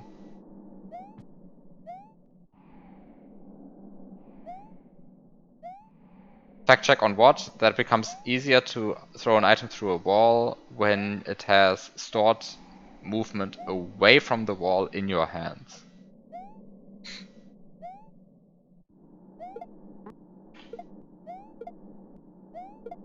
Like somehow there's this thing where, I mean, the sprite's movement doesn't, like the sprite's speed doesn't get reset when you grab it, right? It only gets reset when you throw it, but sometimes that happens like with 1 frame of delay. True for Optos, not sure about Kick. I think it's true for both, actually.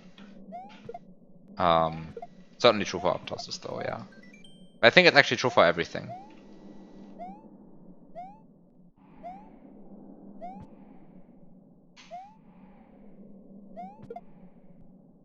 But yeah, that's my comment on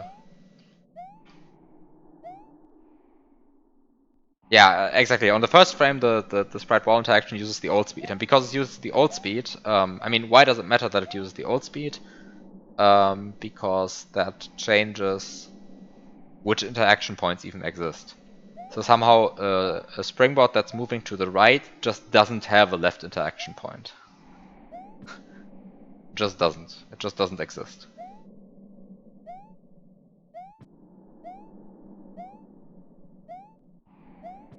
Because after all, why would you check the left interaction point? You want to check that if the sprite is moving to the left, but the sprite is currently moving to the right, right? Like, even though it's in Mario's hand, it thinks it's moving to the right, so the left interaction point just doesn't exist right now.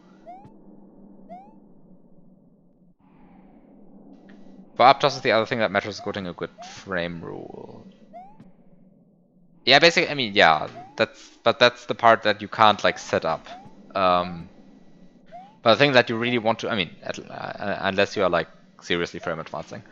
But like the thing that you can always set up, like no matter what you want to do, is like this, right? Like you can always just make sure you grab the sprite while it has movement away from the wall that you want to throw it into, and then you like do this. Anyway, thanks for confirming that I'm not just superstitious and that this is an actual thing.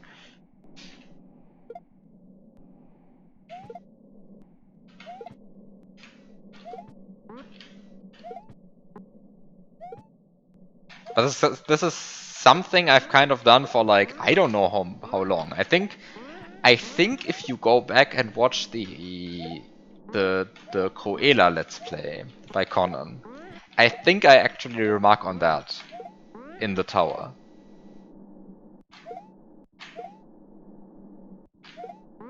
Maybe I don't remark on that in the Let's Play, but I've definitely like said that to people because of the tower. Huh. Do I say that in the actual video? That's a question you can watch the Let's Play for, but I don't know.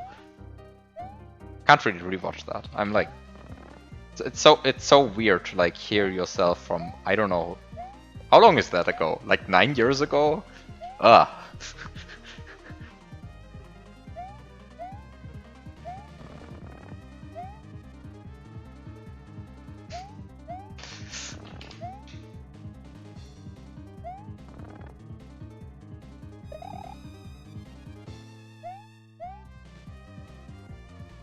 Okay, anyway. Time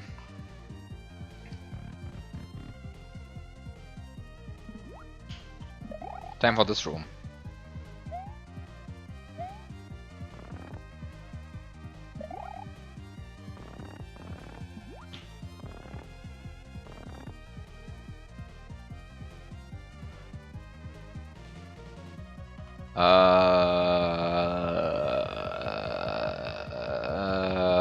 I think there's no choice here. I was just thinking about sprite slots there.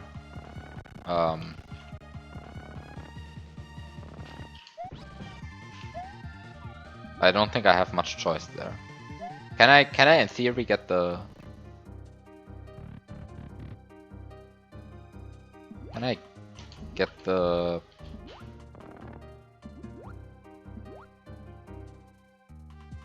Yeah, I could get the Yoshi into 9.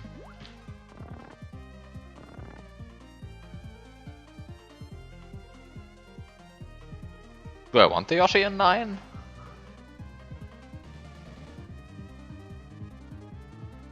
Wait, the visible one is always the one in the lowest slot, and later on I will try to get double tongue off of the one Yoshi growing, and if I want to do that, then I really want the Yoshi on that I'm sitting on to stay visible, so I really don't want it in 9. Okay, great. So I just get the Yoshi in 8 and try to get the baby Yoshi in 9. Okay. And don't spawn the feather, because the feather should go in 0. That's like important. Okay, so the goal is to get the baby Yoshi in 9, and that should just work out. Yeah, it just works out. Okay, great.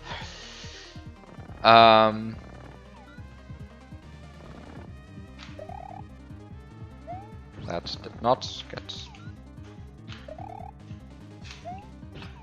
Wait, that still didn't get it. Okay, now I got it. Wait, what has happened here? Ah! The level has changed again!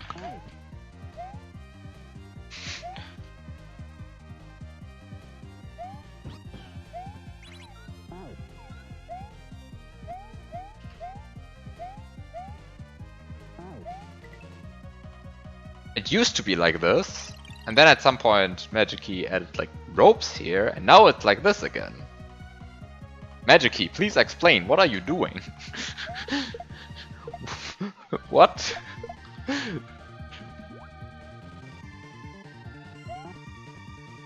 Okay, I don't want to feed the baby Yoshi yet, so just throw it there.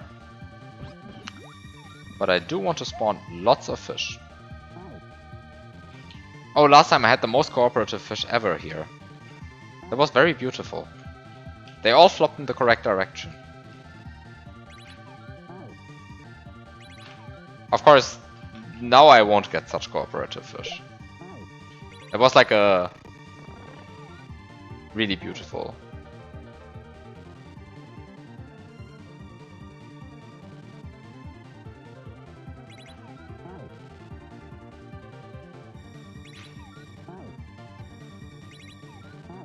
Wait, doing it from the bottom was actually intended? Because I mean, I tried that, right? But like, it turned out to be so much more annoying than just doing it like that.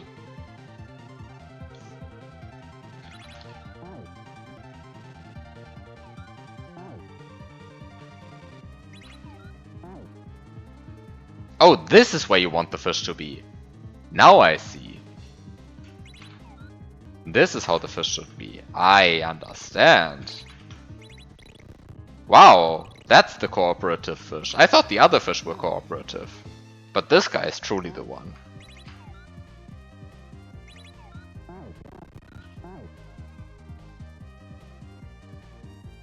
Like you see, like his friends try to be like as cooperative as him, but like they fail. Like, that guy, that fish has like truly achieved things. Okay, maybe I should not try to emulate that fish's success.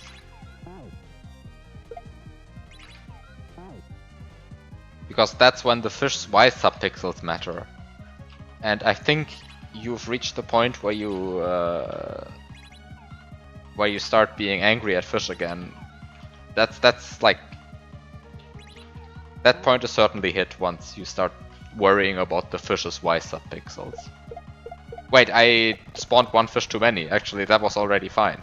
I don't need this guy. I want to actually spawn the feather. Do I want to spawn the feather? I think I want to spawn the feather.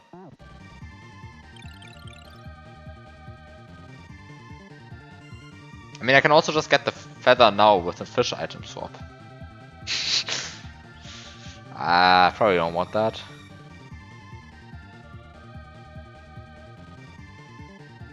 Is there another option? Is there like a reasonable option?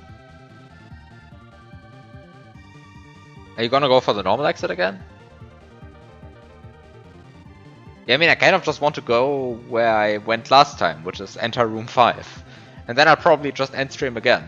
Like some of the problems like that my old save state just didn't work anymore. I mean, you saw the problem, right? Because you updated the hack. There was an actual one though. Just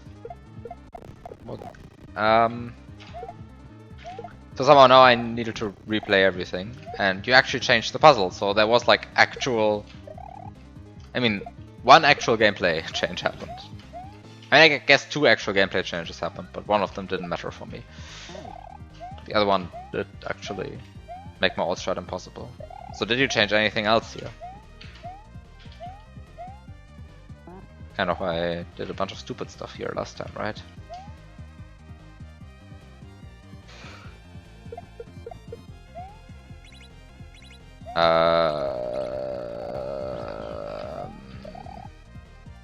Change one thing in room 5. Yeah, okay, I didn't do anything in room 5 last time, so... Fair enough, I won't even notice. I want the P-switch in 1.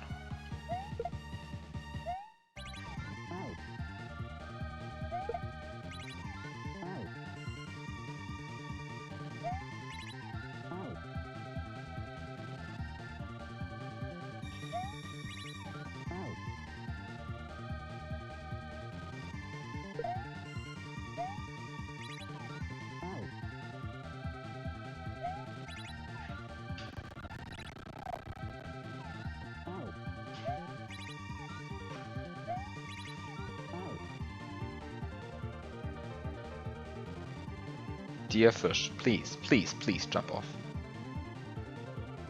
Thank you.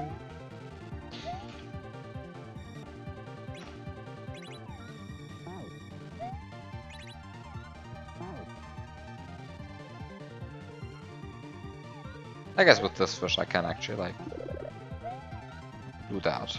Now I have a P-switch in 1. Great. Very nice to have a P-switch in 1. That's why I want other music, I think.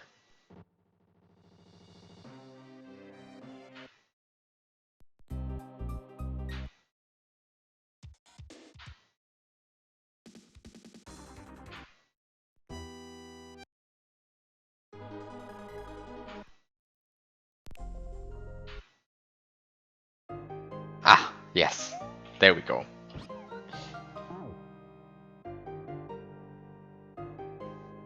Okay.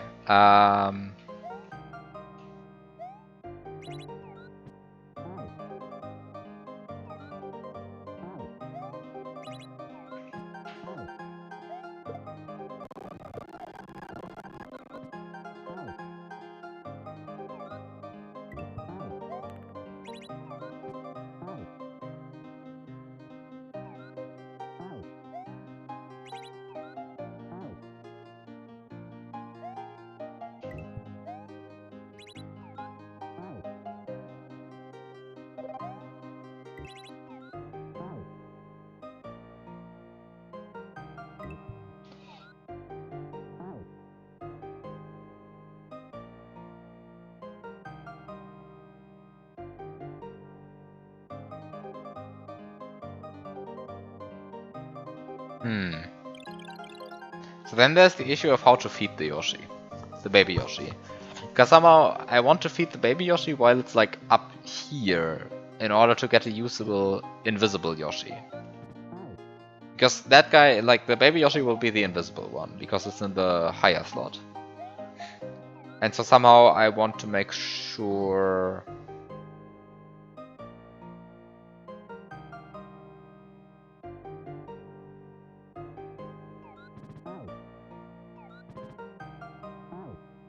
that it grows in a usable position. But how do I make it grow while it's up here? I mean, I guess I could like get the green shell and throw the green shell at it.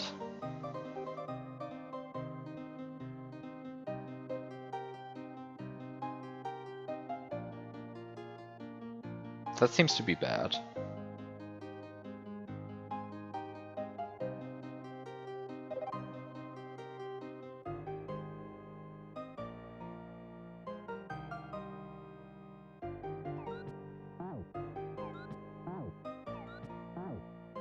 So I guess I don't want to do that. And instead I just... I think I want to have the green shell later, so I guess I do the thread again where I just spawn a fish and wait until it flops into Yoshi's mouth, but that's like so awful.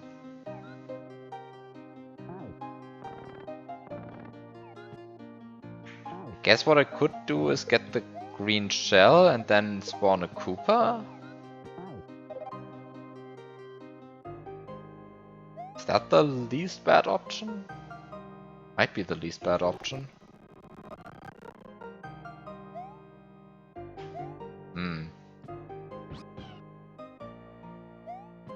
But how do you even get the shell?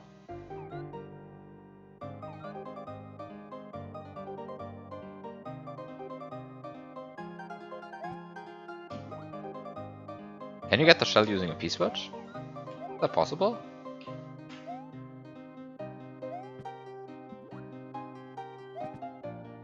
Wow, this is where I wanted the P-switch to be. Yes, thank you, game. How did that even happen? Wait, how did that even happen?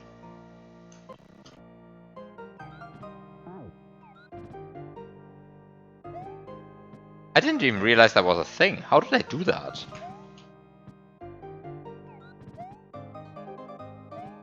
Did I jump? Did I jump? I mean, if I jump, then yeah, sure, that's the thing that happens. I thought I didn't jump. What? I'm confused. I jumped? Okay, yeah, okay. If I jumped, then that's not actually surprising. Okay, thank you.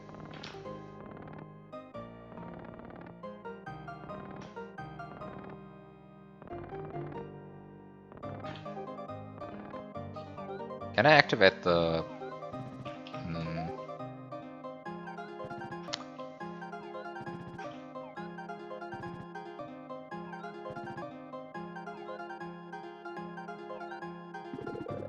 This is actually possible. That's cool.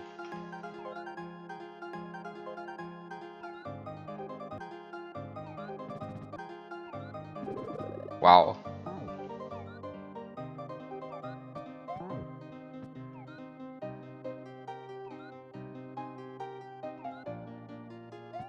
Okay, so you get your shell.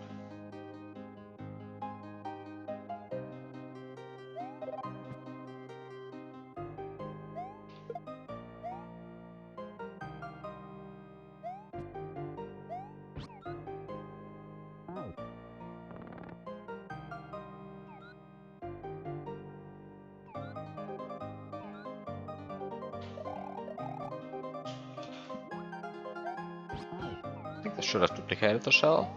Yep, duplicates the shell.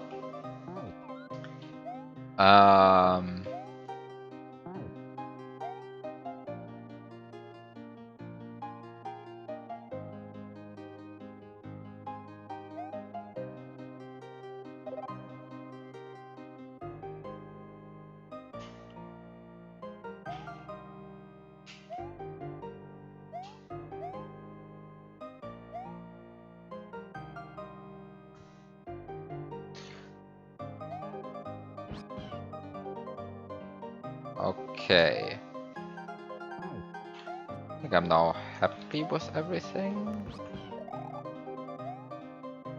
So I place the baby Yoshi like here.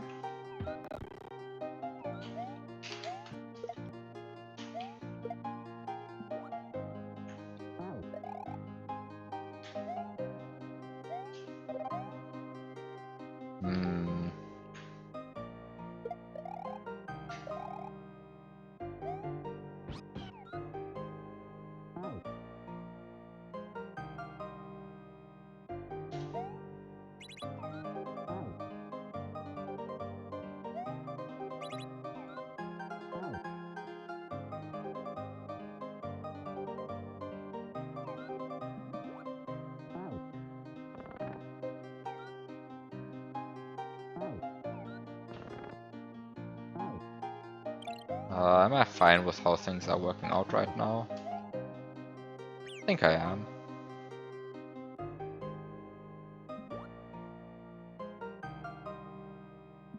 Had lots of slowdown.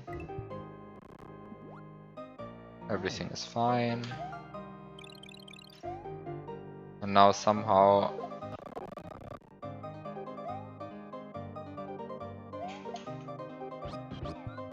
Okay. So this is actually... This might be a non... Wait! I stand here and I just die to the fish. Also good. Love this game.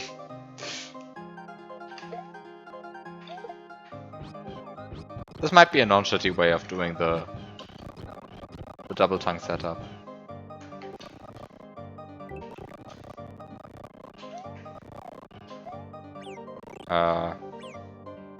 Okay, so I get a fish, and I don't want... fish and 7, so that I can have a Resno and 7. Okay, so now I have a Resno and 7.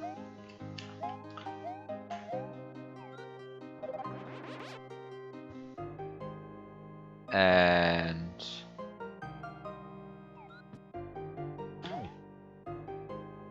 all of that seems fine.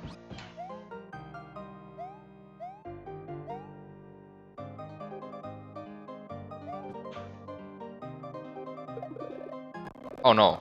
I do not want a fish in 4 right now. Really not what I want. I want a Peacewood in 4. Grey Peacewood. Okay.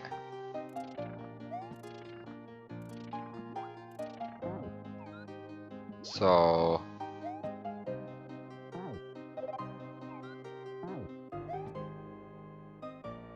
I guess I can use the Grey Peacewood for what I want to do next.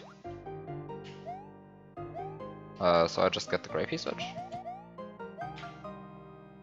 I just get the Grey Peacewood. I...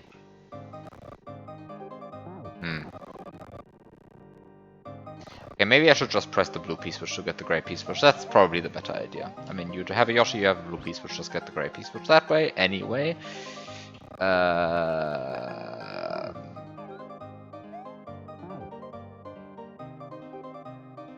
So what's the things I want to do now? I guess the first thing I want to do now is to spawn a bunch of fish. 5, 3, shell and 0. Okay, perfect.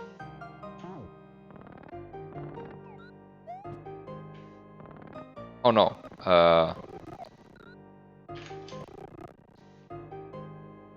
This might be bad actually. I might not be able to keep the shell and 0.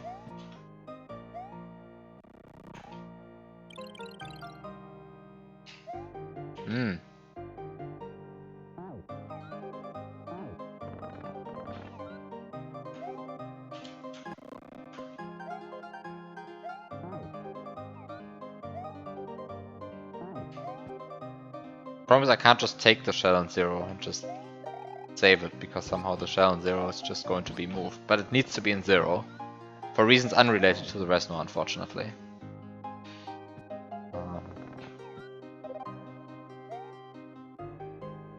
Yeah, this is kind of a problem. Is it a huge problem? This Yoshi despawns, right? Yeah, it despawns. Okay, perfect. Then there's no problem. This looks so weird, having like a shell move in place like this.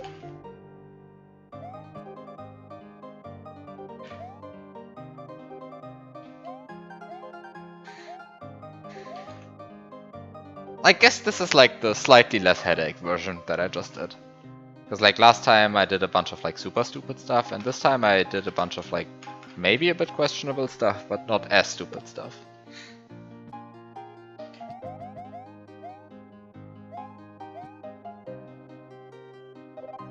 Wait.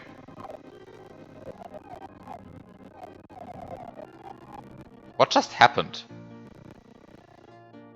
What?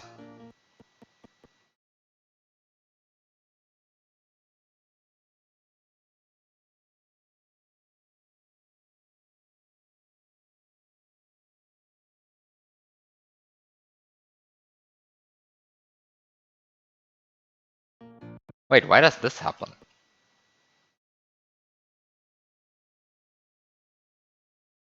I don't actually know what happens here.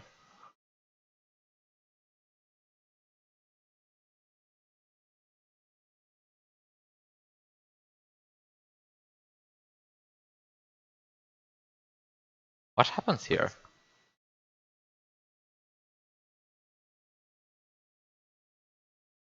I mean, somehow the problem why I think why I'm confused about what's happening here is that the shell spawns here, but the Peacewood spawns here, and I need to understand why that is the case. Because somehow this is contradicting some. Yeah, I mean, yeah. So somehow the problem is that it's being kicked, but why does that matter?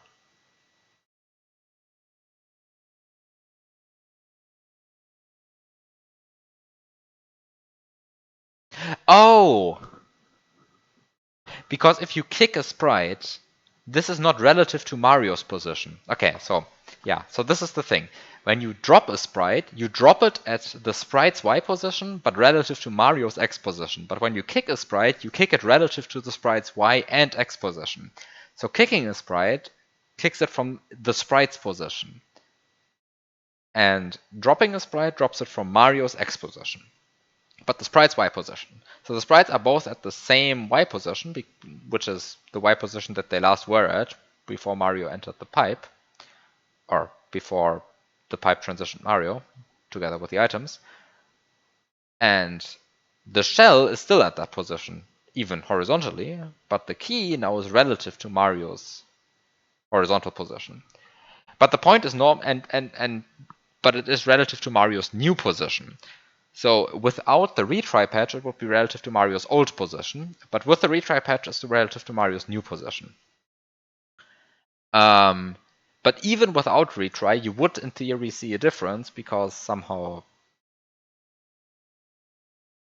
Mario holds items weirdly when he enters a pipe. But it's a much less of an effect. And somehow here it's a huge effect because Mario's old position differs so much from its new position, to the point that the shell immediately despawns. By the way, I just love that the solution to this room is actually to null sprite split a P-switch in slot 1 and then double grab it with a shell in 0. Like, it's so absurd. I love it. This is exactly the kind of nonsense I want to see in glitch puzzles. It's so beautiful. Like, I really like the solution to this room somehow.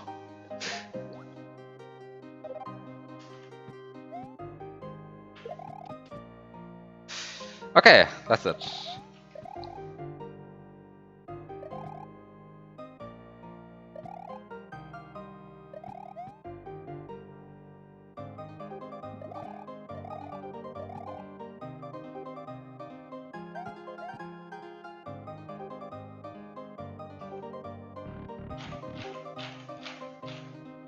Okay, now I'm in room 5 again, but I think it's now, again, the same time of the day that we had last time when I reached this room and was like, yep, going to beat more of this next time. You know what happened? Yeah, an update happened, and I need to replay stuff. But you know, that's what happens when a hack gets updated. Too bad. Yeah, actually it can't happen again, because now I did the thing of claiming the hack for moderation. So actually, it cannot happen again. Beautiful, right? It's such a nice mechanic. Love that mechanic.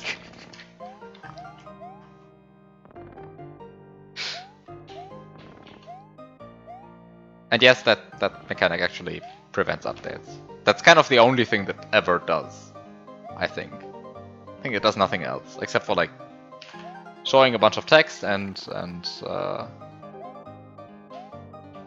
preventing updates. So yeah, you don't want to update it anyway.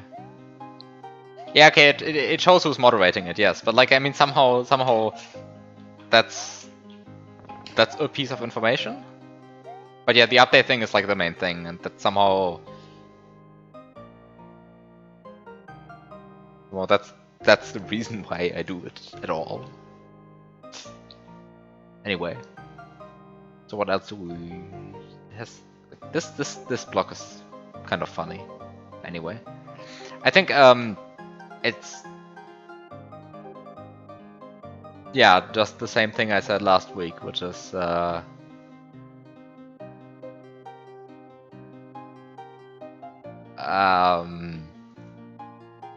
it's too late to start this room, but next time I will definitely actually get an exit here. You can claim yes, you can claim more than one hack. Somehow people seem to have like lots of misconceptions about what you can do as a moderator in the section, and the answer is like pretty much everything. I can claim an arbitrary amount of hex. Yes, I can accept my own hex. Yes, all of these statements are true. And yes, I can delete already accepted hex. Like all of these things are just true. Somehow like there's no limit on what you can do in the section. It's just that people don't tend to do it because like typically that's a bad idea, but somehow you can claim more than one hack. And somehow you're like typically discouraged from doing that. But yeah.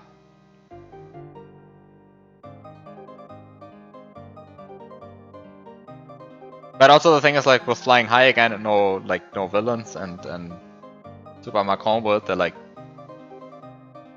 very different length, these hacks. So somehow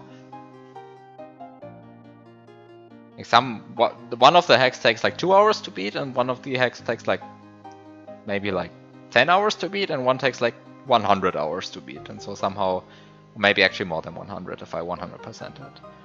So somehow, yeah.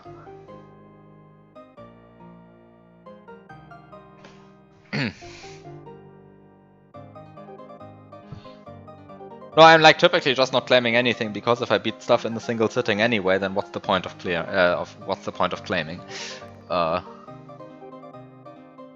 Then I guess Super Macron will even got an update today, or is going to get an update, not sure.